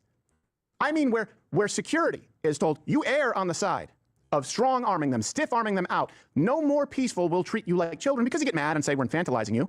Well, then let's treat the left like the criminals they are, like you would in any other scenario if you had to. And for those of you that were watching some of these a-holes, that's as clean as I can make it, that were trashing Charlie Kirk's memorials did get met by, not fists so much, but they got met by a big bear hug by a big burly bloke and thrown across the tarmac, which was well deserved, in my opinion. Defend life and limb. I know it wouldn't have stopped this. The tone in this country needs to change. The left needs to be afraid to show up and to mess with you and to be violent, because I'm telling you this, we're in all of their message boards, all of their forums, all of their channels. They do not fear consequences right now. They think you're a freebie, you're a sitting duck. That has to change. And I walk that back zero. Yes, noodles. So really quick, I've got it. So it's Irena's law, I think, is what they called it. Josh, they passed that to end cashless bail. So good job there. I mean, that's. I mean, yeah, that's great news. Hopefully that can prevent some of these future. I mean, keep somebody off the streets for a little bit. Yeah. So what I want to look at too, and maybe social team, if you guys can maybe follow me on this a little bit, I want to catalog everybody who is putting out this kind of a post and give them the opportunity, call them out, tag them in a post. Maybe do a collage or something like that. Hey, here's an opportunity for you to take this and walk this back. John Favreau is one of those guys right now. So I want you to just scroll up a little bit. To be clear, John Favreau, the influencer, not the director. Not the director. That's true. So do me, pull that up and scroll down really quickly. Hold on. Scroll down to just a little bit more. So that's the J.D. Vance post that we put out. I want to read the community note. So scroll down a little bit more right there. According to an ICE spokesperson, the 3 individuals shot were ICE detainees, leaving 2 individuals dead and 1 injured. No law enforcement were injured, blah, blah, blah, right? So it uses that as a community note to try to say the president's wrong. Pull it back up and go up to John's part. The vice president is not a reliable source of information. This is now the 5th or 6th time he's posted a political take contradicted by facts from his own law enforcement agencies. John, ready to take that back? Krasensteins, you ready to take it back? Angry staffer, you ready to take it back? Every single one of you people. Here's why I'm saying that. You can draw a straight frickin' line from the rhetoric of the left, from the mayor of Los Angeles not clamping down, from people putting out ICE notification apps and putting out, hey, they're on their way over here. Hey, these ICE agents live at this place. The doxing, the lack of having a mask on. You can draw a straight line from that conduct and that rhetoric to today. It has to stop, but it has to come from you guys. If it does not, I never want to hear another word from you about violence again. Not school violence, not any guns in the United States, not ICE, none, zero, no talk. Here's your chance. Yep. You mentioned California, and you said, who could have seen it coming?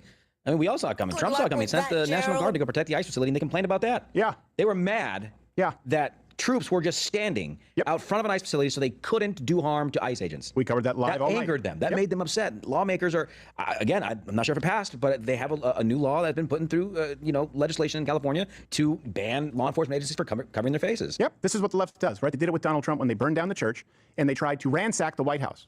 We showed you that clip. They said, we're going to kill you. And if Donald Trump doesn't come out, he's a coward. He's Bunker Don. If he comes out, he dies. So if it's lawlessness in a sanctuary city, for example, in Los Angeles, well, for them, that's a win. And if ICE shows up with a mandate of the masses to help establish law and order, Well, we'll just label them Gestapo. We'll label them Nazis, and they'll be attacked. And that's just as good. It's also, I'll tell you how you solve this. I will tell you what would make a measurable impact on this, okay? First off, I guess if you have a ding, we should, crime policy, we change. No more cashless bail, no more catch and release. I'd like to see something like the 3-strike policy come back. That would deal with a lot of crime. Unfortunately, the political affiliation of those committing crimes would be overwhelmingly Democrat, so it will be opposed.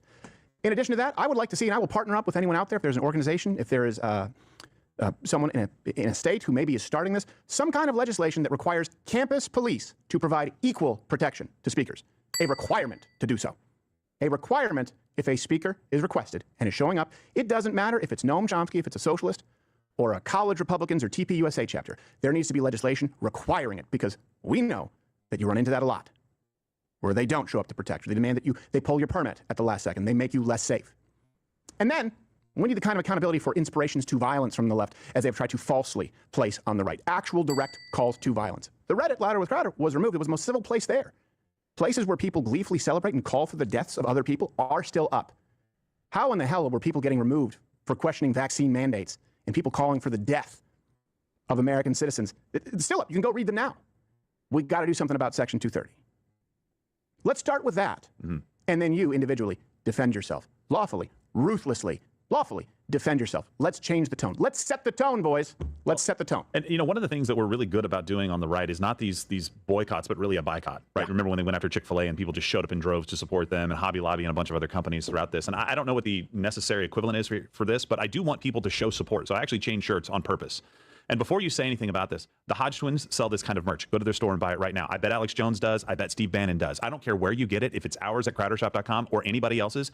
Get something that shows ICE support. If you know people that work for ICE in law enforcement, send them tips, treats. Do something to show them that, hey, look, I get that the media and these politicians and people are out here chanting and yelling at you every single day. Thank God that you signed up for this job to go out there and help get people that are in this country illegally, could be criminals on top of that, being a criminal of entering this country illegally, and human trafficking and drugs. Thank God that you took on the responsibility of doing that. Show them the support. Have whatever version of a boycott it is to support ICE right now. Could do be it proudly. Could be TPUSA if they have a shop. Yeah, hey, your favorite, well. whoever it is. I wore this shirt by coincidence. Good. Well, I saw it and I was like, good. Perfect. We have Let your freak flag fly. Yes. That is, you know what? That's not a controversial opinion at any point throughout human history up until 2008. Just to be clear, it's not. But now it's violence. And I will say, I'd like to make a slight correction. Obama was on the record for having the most deportations in history. At that point, he did. So let's break the. I wouldn't even say about the idea, maybe 2008, but what was actually happening. Yeah, what was versus his rhetoric talking about dreamers, right? Because he wanted to have some kind of order in the country because he knew it could get away from him. But he did that quietly while saying, hey, these people are just seeking a better life. He knew that many of them were criminals. He knew that many of them had no business being here, and he deported a huge number of them. The left doesn't live by the left's rules, ever. That's a big difference. They can't. Oh, you're still here, and you're still watching this on YouTube? I think Stephen Crowder explained it perfectly. The situation that conservatives are facing at the moment. I don't know. Do you think it's justified? What he said was to fight back with full force of legal violence. I mean, if you're strapped and you're legal and someone attacks you, is it time to shoot first and ask questions later? Because you just don't know anymore. I mean, you could be walking down the street wearing a MAGA hat and somebody's on a roof waiting for people with MAGA hats. You freaking don't know. This is how sick they are. This is how sick the sick left is. And anyone wants to have a debate with me on that, I welcome you. So let's get on with the next story, shall we? It is running late now. We are at just over whatever it is, an hour, I think, hour and a half, 2 hours nearly. Okay, now this one is the left's view. Actually, you know what? You know what? I think I'm going to put this off. I'll leave this. Maybe we might get to this another day. But I think we need to get onto this story here.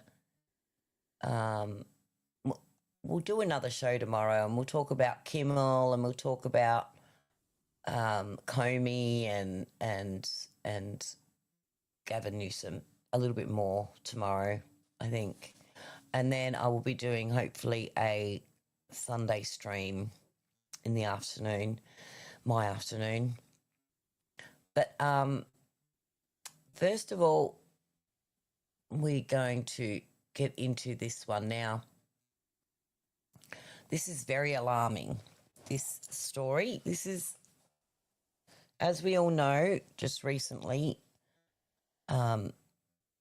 Robert Kennedy came out with a new scientific study. Now, he wasn't the scientist. He employed very reliable people to carry out these studies.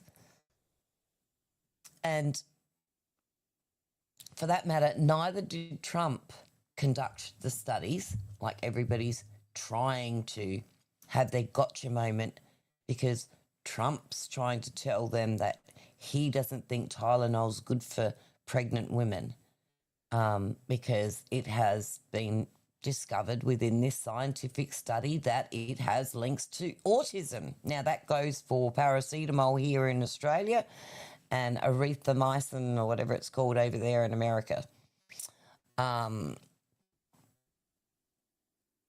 It's very disturbing because it's already resulted in death of a mother and possibly the baby. I'm not sure if the baby is being removed by cesarean section. I don't know, but there is a stupid craze going on at the moment.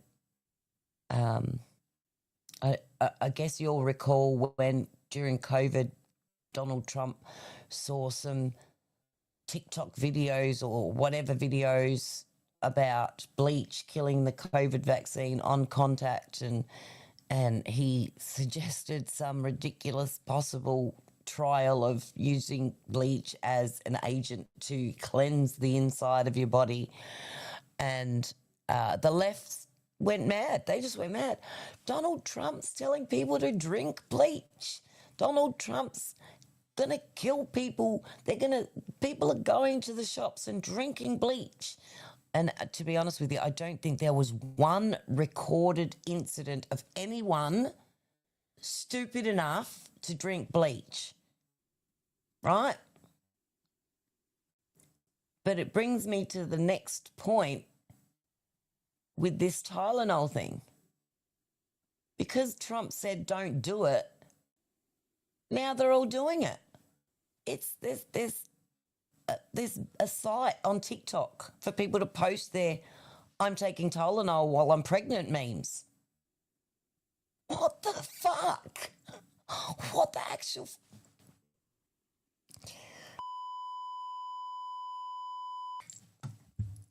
is wrong with these people?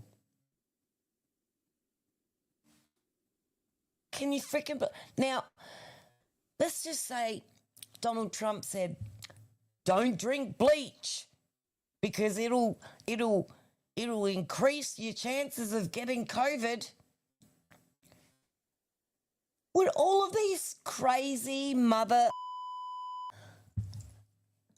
run out and have bought bottles of bleach just to prove Trump wrong? Because I'm really beginning to wonder if they might have. Let's take a look at this story. I'm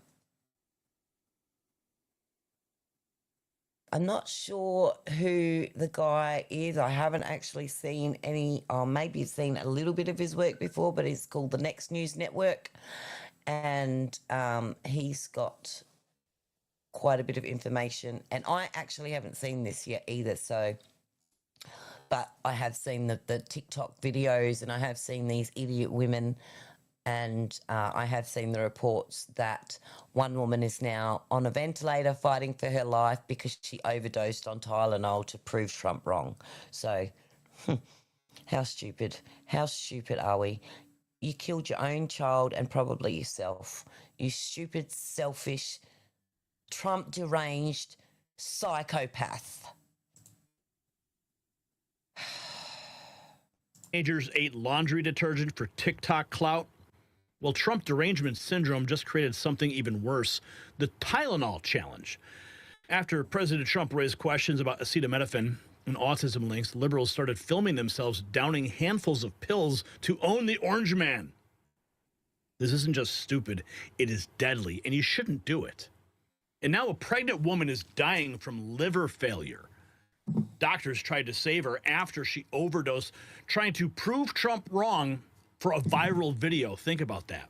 People are literally poisoning themselves because Trump said something. The Tide Pod generation was dumb. This is insane. When political hatred overrides survival instinct, when opposing Trump matters more than living, we've crossed into cult territory. The footage you're about to see will disturb you.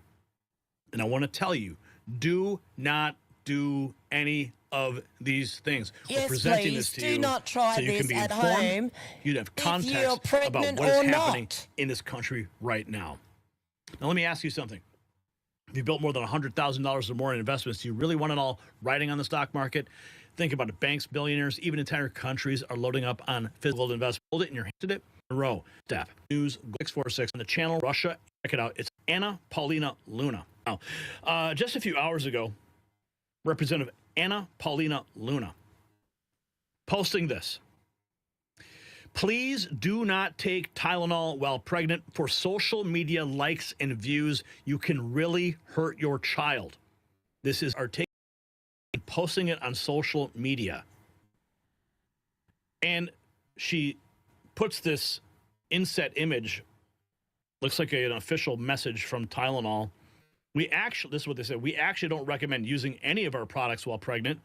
Thank you for taking the time to voice your concerns today. This is actually happening. The right to bear memes. So you saw that. Tylenol responded to Anna Paulina Luna, thanking her for pointing this out to the idiots. Pity the idiot on a ventilator didn't learn. Trump, don't take Tylenol? What are the libs doing?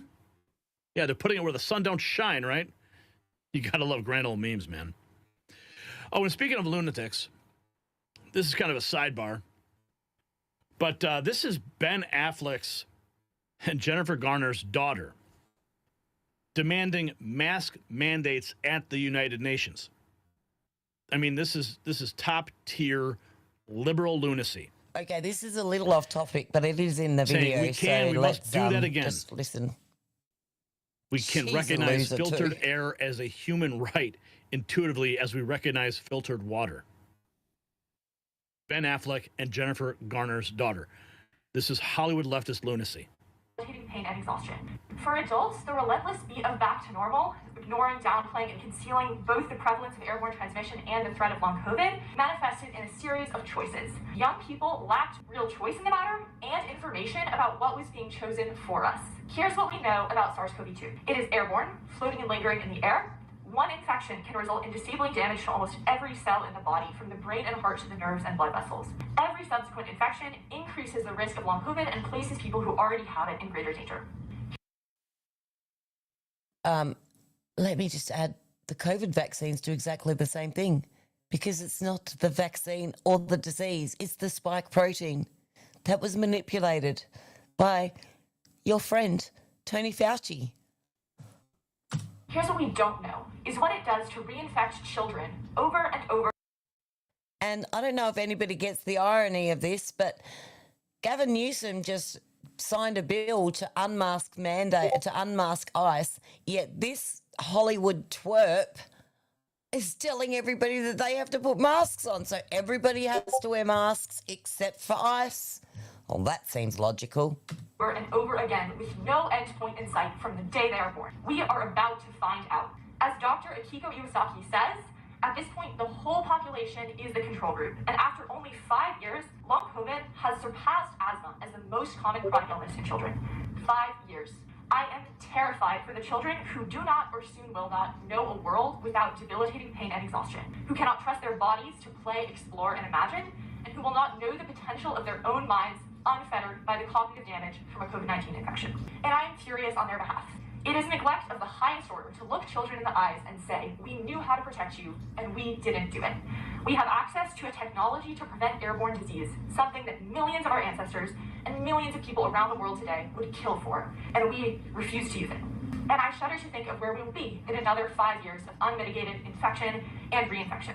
But let me say on the topic of generational memory that while I imagine no one in this room was alive in the time of Jon Snow or Ignaz Semmelweis, many of you fought the long and hard battle against indoor smoking. My only memory of that era, at almost 20 years old, is being confused as a child about the no smoking signs on planes. Who would do that? That's gross. My hope for this event and my belief in this community rest on the belief that we can and we must do that again.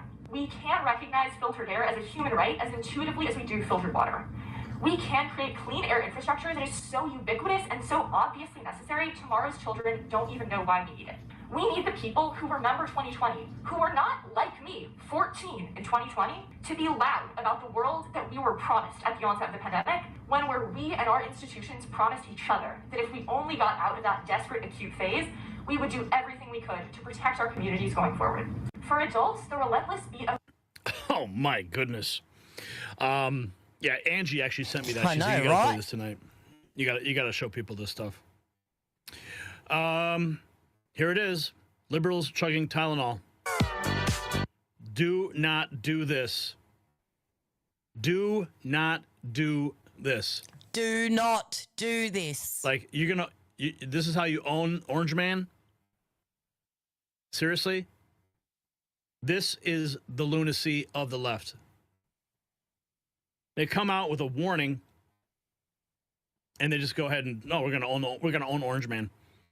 See what Owen Schroyer has to say. If Trump walks out on the street and says, my goodness, look at that dog shit, I wouldn't eat it, don't eat dog shit, the Democrats would run over to that pile of steaming dog turds and start cramming it into their mouths and telling how... That's basically true. I think that's what President Trump should do next.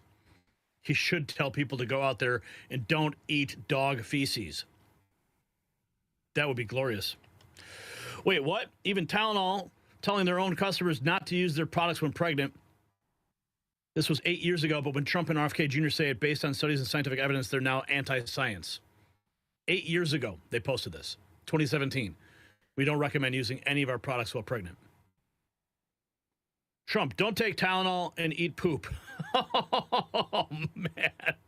The memes. Please give me the memes. After 4 pregnancies, Mary Talley Bowden, MD.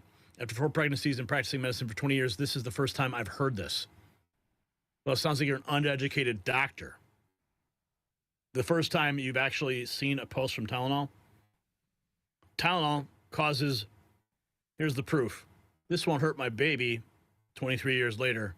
Oh, that's hilarious. Babylon B. Oh, boy. What are they saying? Babylon B. Great. Hi, lady. You're either pregnant or very fat. I am pregnant. How would you like your child to start a rocket company? That would be great. I guess.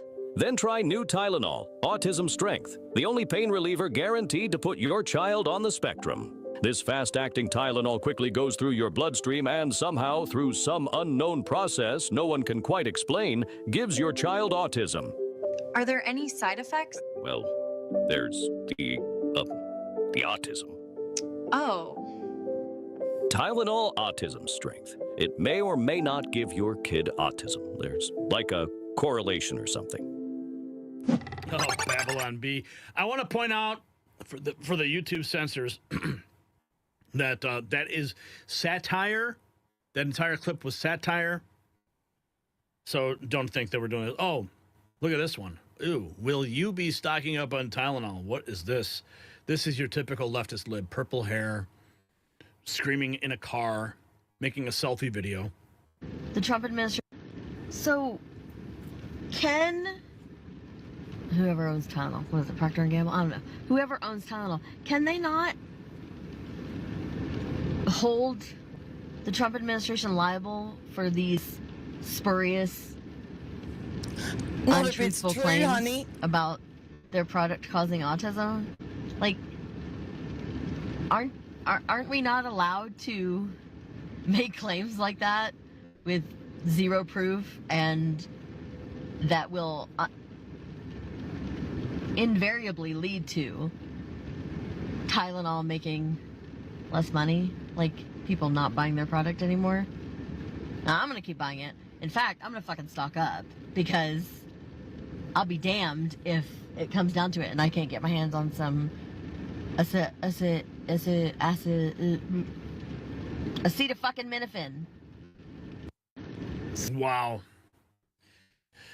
You're going to stock up because you think these people are just out of their minds. All right, we got more. Major breaking news here. This is Call to Activism posting this.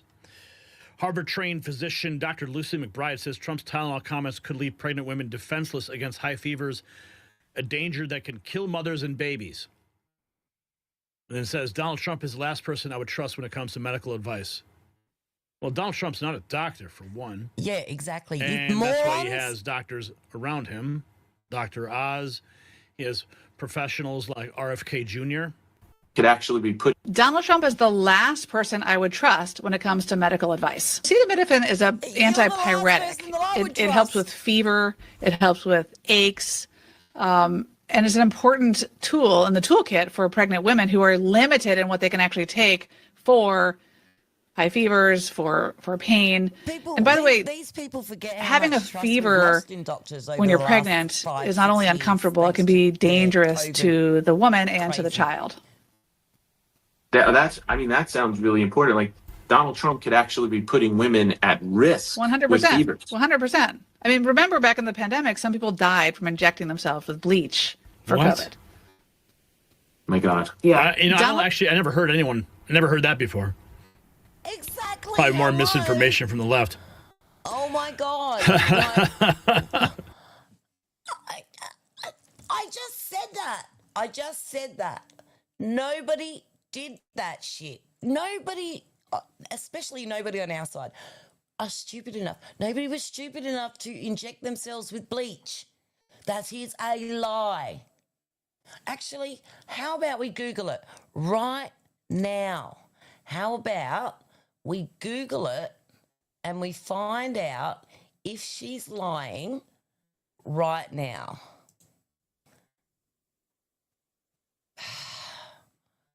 Let's go here. Did anyone inject themselves with bleach and die during COVID?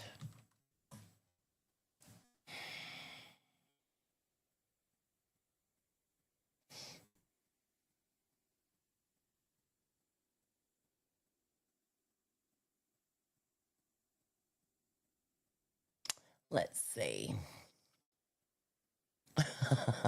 It's from India. I don't trust anything from India. Snopes, Reddit. See, all of these left-wing people saying, oh, yeah, people died all over the place. All I can see so far is injuries, perhaps. Let's see. What does this one say? Did Americans actually drink bleach during the COVID-19 pandemic? Oh, bugger off. If true, the numbers were alarming. Back in 2020, the Centers for Disease Control and Prevention released the results of an internet survey that found 4% of adult respondents said they drank or gargled diluted bleach solutions, soapy water, or other disinfectants. Now, I don't remember Trump saying anything about drinking soapy water, do you? So who gave him that idea? Or other disinfectants in an effort to protect themselves from the coronavirus. Extrapolated to the US population, that would mean that more than 10 million adult Americans engaged in such activities. The survey captured headlines partially because it was a shocking finding, but also because it was conducted the month following the infamous press briefing when Trump was asked when Trump asked officials to study if disinfectants could be injected into the body to treat the coronavirus. And then I see the disinfectant where it knocks it out in 1 minute. This is quoting what he said. Trump said from the White House podium, and is there a way we can do something like that? Now they're accusing him of killing people and encouraging people to poison themselves because he asked a question of a scientist. Just a question. These people are deranged. Deranged. If they think that anyone in their right mind heard that and rushed off to the pantry in the laundry and gargled bloody, like, I think 5 million of those people were lying. Just like, maybe the other 5 million were lonely and just needed someone to talk to when they got the survey. I don't know. I don't know if I believe it. They reckon there was a rise in poisonings. Maybe nothing saying about anyone injecting it or dying from it. So, hello, liar. Hello, liar. Remember? So, we'll get back to that. And what are we at? This one. And play. Here's another one. Dylan Mulvaney says he's going to take Tylenol if he becomes pregnant because that's the only thing that helps with his testicular pain. Oh, Jesus. I please, is that a real bloody story? Is that a real story? Like, what is wrong with this guy? I'm going to take Tylenol, even if I get pregnant. Okay, come back to us when that happens. Because I don't want to see you other than that. If you get pregnant, Dylan, I'll have you on my show. Because I want to get to the bottom of that shit. Oh, goodness. This is the sad story right here. This Derek Evans posting this woman's remarks that a woman 25 weeks pregnant is now on a ventilator from liver failure. She's trying to prove Trump wrong. Goodness. Doctors say they do not expect her to survive.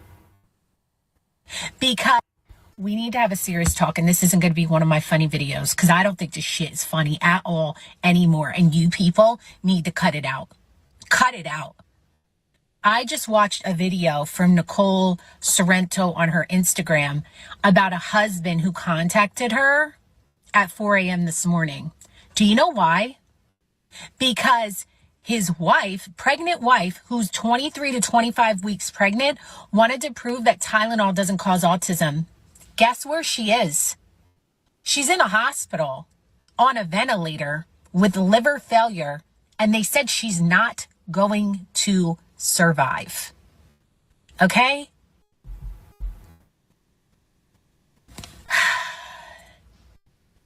I'm angry. I'm so angry. Yeah. For someone to be that selfish towards their unborn child. Yep.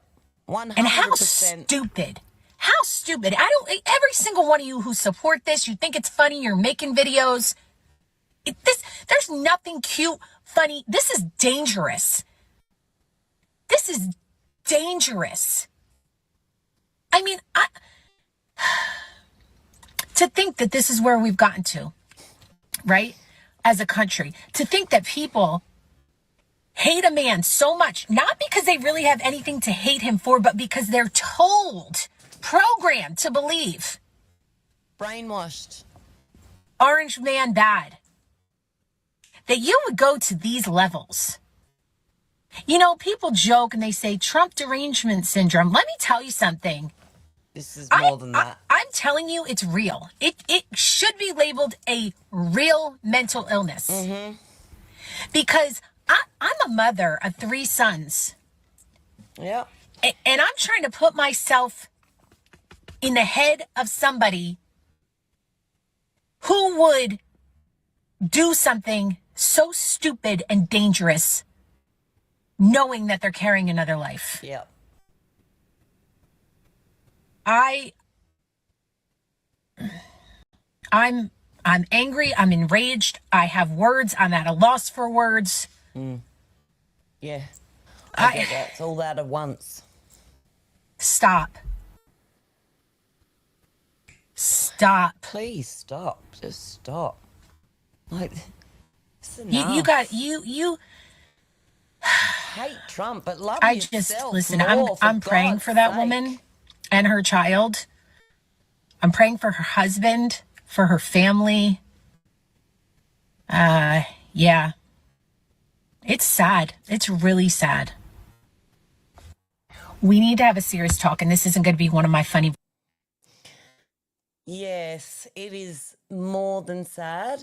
It is excruciatingly awful, ridiculously stupid that a grown woman would put her unborn baby at risk like that, let alone herself, for a gotcha. Who does that? Who does that? I'm losing faith in the fact that these people are ever going to find their way out. Like, how does that husband, if the baby's not saved, I don't even know if the baby's saved or whether they're just like the baby's already died. Maybe the baby died in utero while she was having liver failure. It's a complete atrocity. And like she said, we need to stop. We need to stop because this is completely, absolutely freaking uncalled for. This is manic stupidity, if you ask me.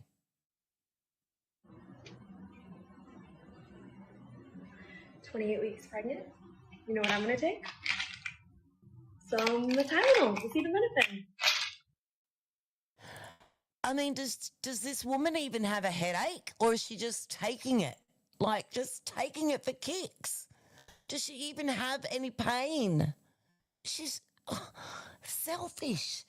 Totally selfish. This is Eve eating the apple. It's going to work like a charm, and my baby won't have autism.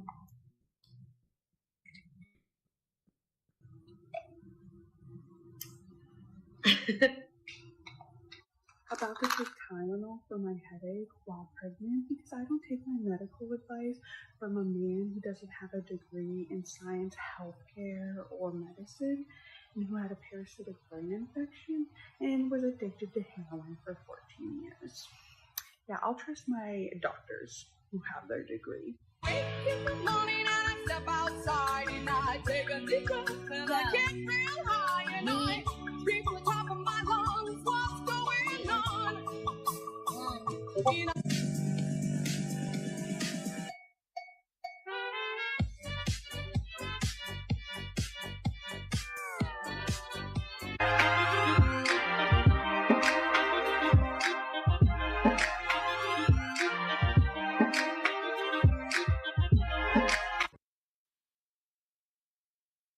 Well, there you have it, folks. It's her civic duty. Her civic duty to prove that this administration is a joke.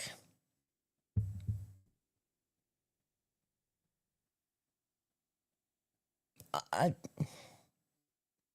don't have words. Does anybody have words? Because I don't have words. Who does this? Like, what? What have they achieved? The scientific study goes up anyway. Those who want to check it out for themselves can do anyway. Why would you put your baby at risk because you hate Donald Trump that much?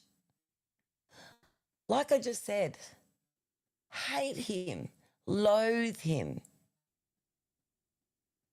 Burn pictures of him in your ashtray if that's what you feel like doing. Don't post it, but do it in the privacy of your own home. I don't care.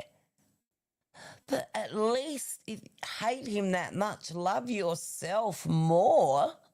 Love your child more than you hate Donald Trump. What is wrong with these women? It's like we're telling them. Somebody actually said it. Donald Trump just recommended that oxygen is bad for us, or no. Yeah. Donald Trump recommended that oxygen is bad. Oxygen is really good for us. So you should breathe as much as you can of it. Go out, breathe the oxygen that's in the air because it's really good for you. These nutcases would sit there on TikTok and hold their freaking breath until they pass out. This is the outrage that they feel when Donald Trump says the sky is blue. You've got to be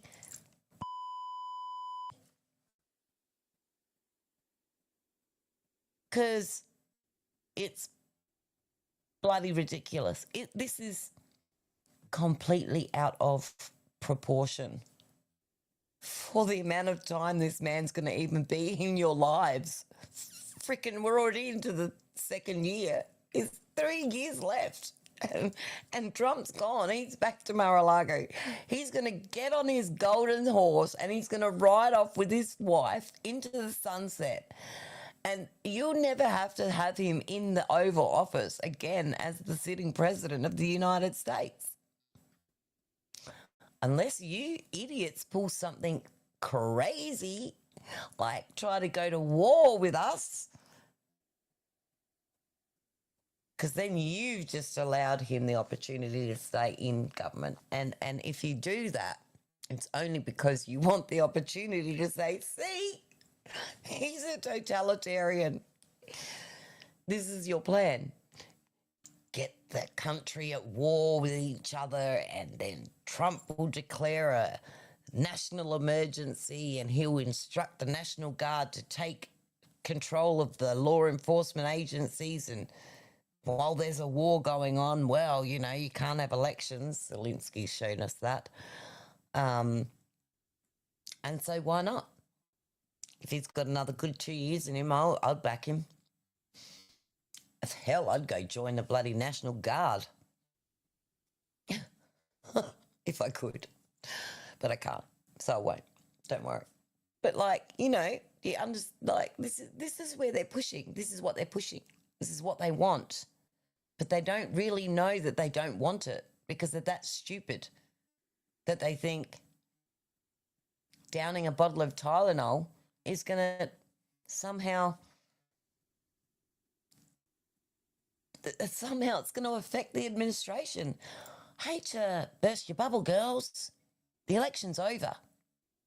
There ain't another one until 2028. And Trump's not in it. So all of you chuggers of Tylenol and Panadol and just trying to prove your point or get your clicks or get your gotchas in, God forbid if anything happens to your child. God forbid if anything happens to you. But first and foremost, my concern is with the child, because the child doesn't have a choice in how many freaking Tylenols you want to pop at whatever hours of the day, whether you got a headache or not, or a fever. You're sick. You're selfish and you're sick and you're twisted. And I don't want a bar of you. I don't want a bar of the insanity that you breed with your sickness. And really, I don't know many other people would either. So, anyway, let's go back to that. Hang on, let me just check what we've got going on here. 10 minutes left of that. And yeah, then we can just do that last quick giggle for the night, and we'll get back to everything tomorrow. You're going to own Donald Trump, and you're going to do that to yourself. We'll get back to the rest of the stuff tomorrow.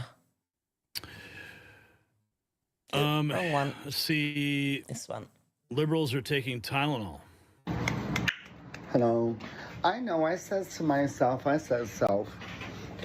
know it cannot be true that liberals, these folks, what they're doing is they are starting to take Tylenols, honey, by the handful. And I said, there cannot be no way that because they're, for whatever reason, mad about something that is shown evidence that Tylenol has heightened autism in pregnant women, that now they need to feel like they need to take bottlefuls of Tylenol. Are y'all really okay? Is everything all right with you? Is everything all right? Like, I mean, do what you gotta do. Like, this is like your Tide Pod moment. I get it. Like, please, by all means, don't let me stop you from doing whatever it is you need to do to make yourself feel okay. But you know that's not a good thing, right? Okay. Read the back of the bottle before you take it. 0 out of 10 recommend. But if you need to do what you need to do for you to feel better, and you need to take handfuls of that, honey, by all means, do not let me stop you. But I'm telling you right now, it does not end well. Okay? I didn't want to warn you, but I felt like I was compelled to. I know. I don't know who that guy was. That was kind of a weird presentation. So I want to go back to this. I was just checking out the community notes on this video we just saw. Because the community notes break it down. I was worried for a moment that this was like some kind of satire post or something like that. But they go a little bit deeper. The information comes from a post from Nicole Sirotek, not Sorrento. Sirotek is a nurse and founder of American Frontline Nurses. This is the post. We also have the TikTok video, but this is the post that she made. Got a frantic call at 4 a.m. from a husband who was given my phone number via someone who had it. This pregnant wife, now on a ventilator, dying of liver failure, trying to prove that Tylenol doesn't cause autism since this is trending on TikTok. He now has to make the tough decision to try and save an unborn baby that may not survive outside the womb at approximately gestation 23, 25 weeks. At the same time, his wife won't survive through the week and will never get to meet her baby. This behavior is ridiculous.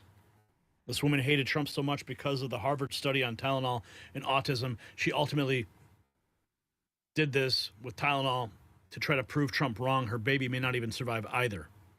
Her husband now may lose his entire family because of the craziness of liberal women chasing TikTok clout with TDS.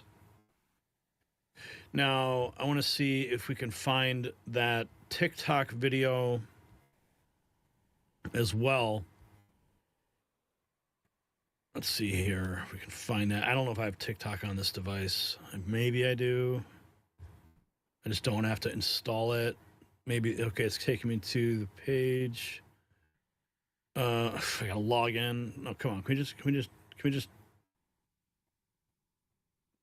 They banned me from TikTok, so I'm not even sure if I'll be able to play this for you. Unlock what? What is all this mess? What? This is wild. Seriously, I gotta jump through all these hoops. Can we just play the video? Something went wrong. Try again later. Of course it did. Let's see if we can at least. What the heck? All right, I'm trying, guys. I'm trying. Let's see if we can get that TikTok video for you guys here. Don't have an account? Sign up? No, I don't want to do all that. I just want to see the video. Forget it. Anyway, you guys saw the post that was made on X regarding this. And it's just out of control what these people are doing. Let's see. Here is someone. Acetaminophen is dangerous to everyone. No one should be taking Tylenol. No one, says Dr. Jeffrey Bark. And it was a morning message, Tuesday, September 23rd, Toxic Tuesday. Yesterday at the White House, a press conference was held regarding autism. And it was announced that there is a relationship, a causation between acetaminophen, most commonly known as brand name Tylenol, taken during pregnancy, and autism. I've been talking about this for a long time. That is, acetaminophen is a over-the-counter product that is in many drugs that is very dangerous to take. Why? It depletes the body's glutathione. Tylenol is the #1 cause of accidental overdose and visits to the emergency department. It is the leading cause of acute liver failure and the need for a liver transplant. Originally owned by Johnson & Johnson, it was spun off several years ago to another company. Of course, acetaminophen manufacturers are pushing back. Those that take money from Big Pharma are pushing back. There are claims that there is no direct causation, only correlation. Regardless, acetaminophen is a drug that should not be taken during pregnancy, let alone taken at all. Wow. Here's one more clip for you guys. It was there. Here it is. This is Michelle Vu, MD. She does fertility medicine in New York, 28 weeks pregnant. What the heck? Pregnant. 28 weeks pregnant. You know what I'm gonna take? Some Tylenol, acetaminophen. It's gonna work like a charm. So this is what we just and saw. my baby And won't have autism. I wonder if he's going to ask, does she even have a headache?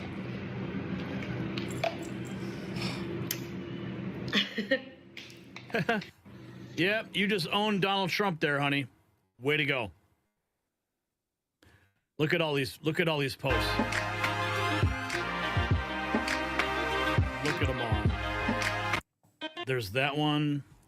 She don't know what she doing. This bitch is giving it out. What the Wow.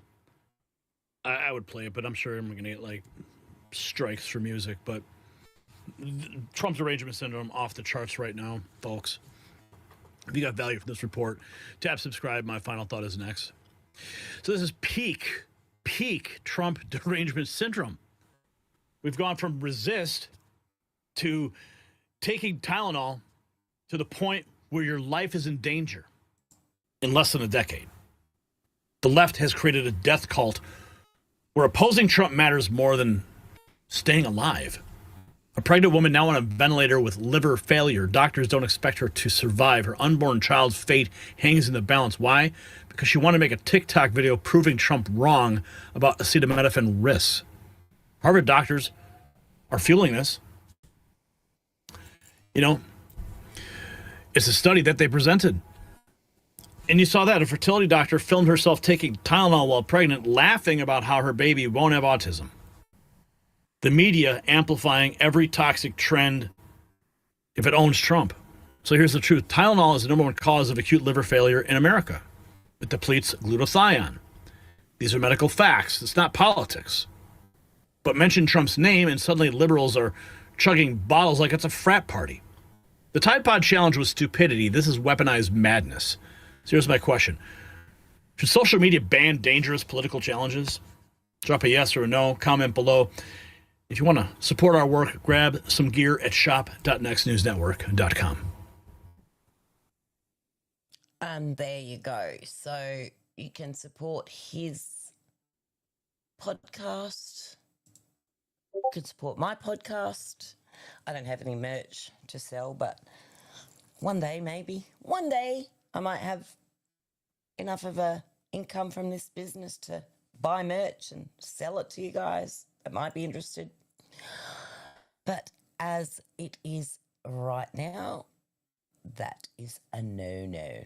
So I'm going to wrap things up now, but just before we go, I'm going to do one last story that I wanted to do, which is, and so we can end at least on a giggle.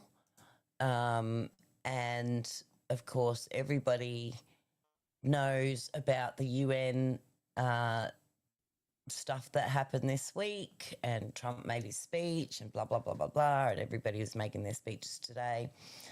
As I said, BB's on there today, apparently, and I'm not even going to bother watching it because I'm over that.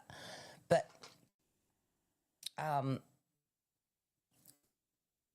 Emmanuel Macron was halted by the crossing monitor the other night on his way to the United Nations, and it was a little bit funny, to say the least. He had to get on the phone to the president and let him know he was running late because traffic's all been stopped, and it is so because we were in Washington when Trump was driving around and stuff like that, and they just block everything off. So there's no, you have to be crazy to jump in front of the blockades because they're on you.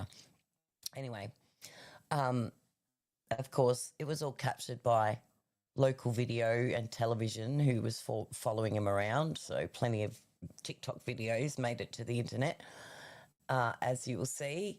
And then I'm going to try something new, and hopefully it's still going. It's only been on for an hour. So I'm going to try something new, and I'm going to try and raid into Tim Pool's show. So for those of you that are interested in continuing on to watch what's going on Rumble, I'm going to raid you into Tim Pool's show because he has an interesting title today, and it is Who Really Killed Charlie Kirk? The Truth Behind Kirk Assassination. So this is the culture war with Tim Pool. So I've never tried it before. I've never done it. Somebody told me how to do it. Thank you, Joey.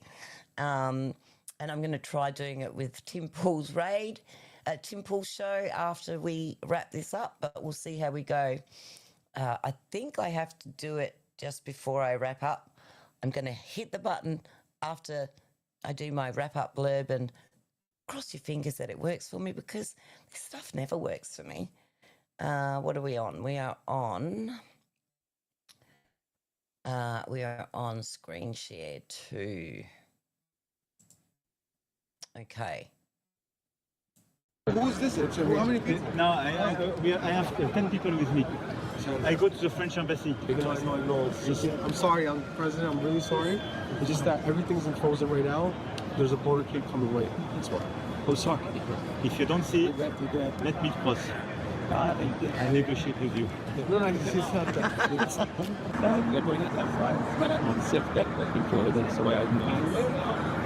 How are you? Guess what? I'm waiting the street because everything is frozen for you. Are you sorry? That's because I $1 billion stuff. I don't know, it's still 3 or 4 in the afternoon. But I would love if we can. Yeah, I know, I will follow. But after I would love if we can have a short discussion with Qatar and you on the situation in Gaza because we were. Who's this? How many people? No, I have 10 people with me. I go to the French embassy. No. I'm sorry, President. I'm really sorry. It's just that everything's in frozen right now. There's a border gate coming right. That's why. Oh, sorry. If you don't see it, let me cross. I negotiate with you. No, it's not that.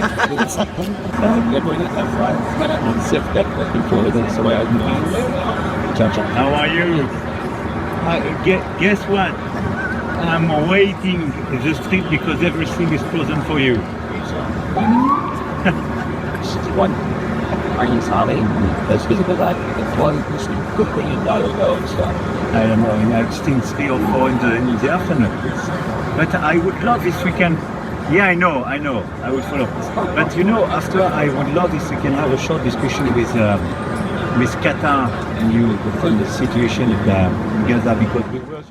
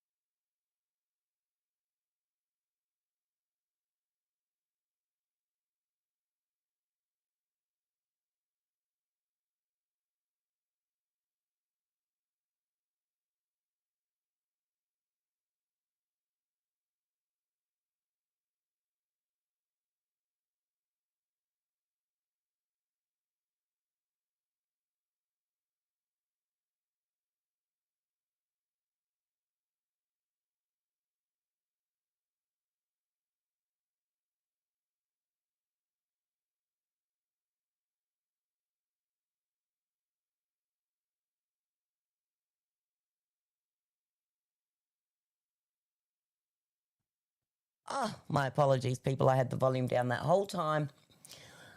Okay, so as you could see, I was trying to figure out whether my stream rated into Tim's stream, but I don't know if it did raid. I'll just have to ask somebody another day, see if it worked. Somebody that's not like me, because I probably can't see it, whether it happens or not. I don't know how it works. I'll have to ask Joey next time I talk to him. But anyway, we're going to wrap it up with that little Macron tidbit, just to like end the evening with a bit of a smile on our dial because of all the bad news that's happening later. I said we're going to endeavour to come back to you tomorrow night with another newsy stream. I also would like to play the Megyn Kelly Turning Point event, just her part of it, because Glenn Youngkin was a little bit, he wasn't really garnering the enthusiasm that Charlie would garner if he was on stage with him. So we are going to sign off as we normally sign off. Guys, thank you for watching. Thanks for joining. Hopefully we'll see you tomorrow. And we can enjoy another evening of news and psychosis. Have a great day. Have a great night. Keep the faith. Follow the facts. Find the fight. MAGA out.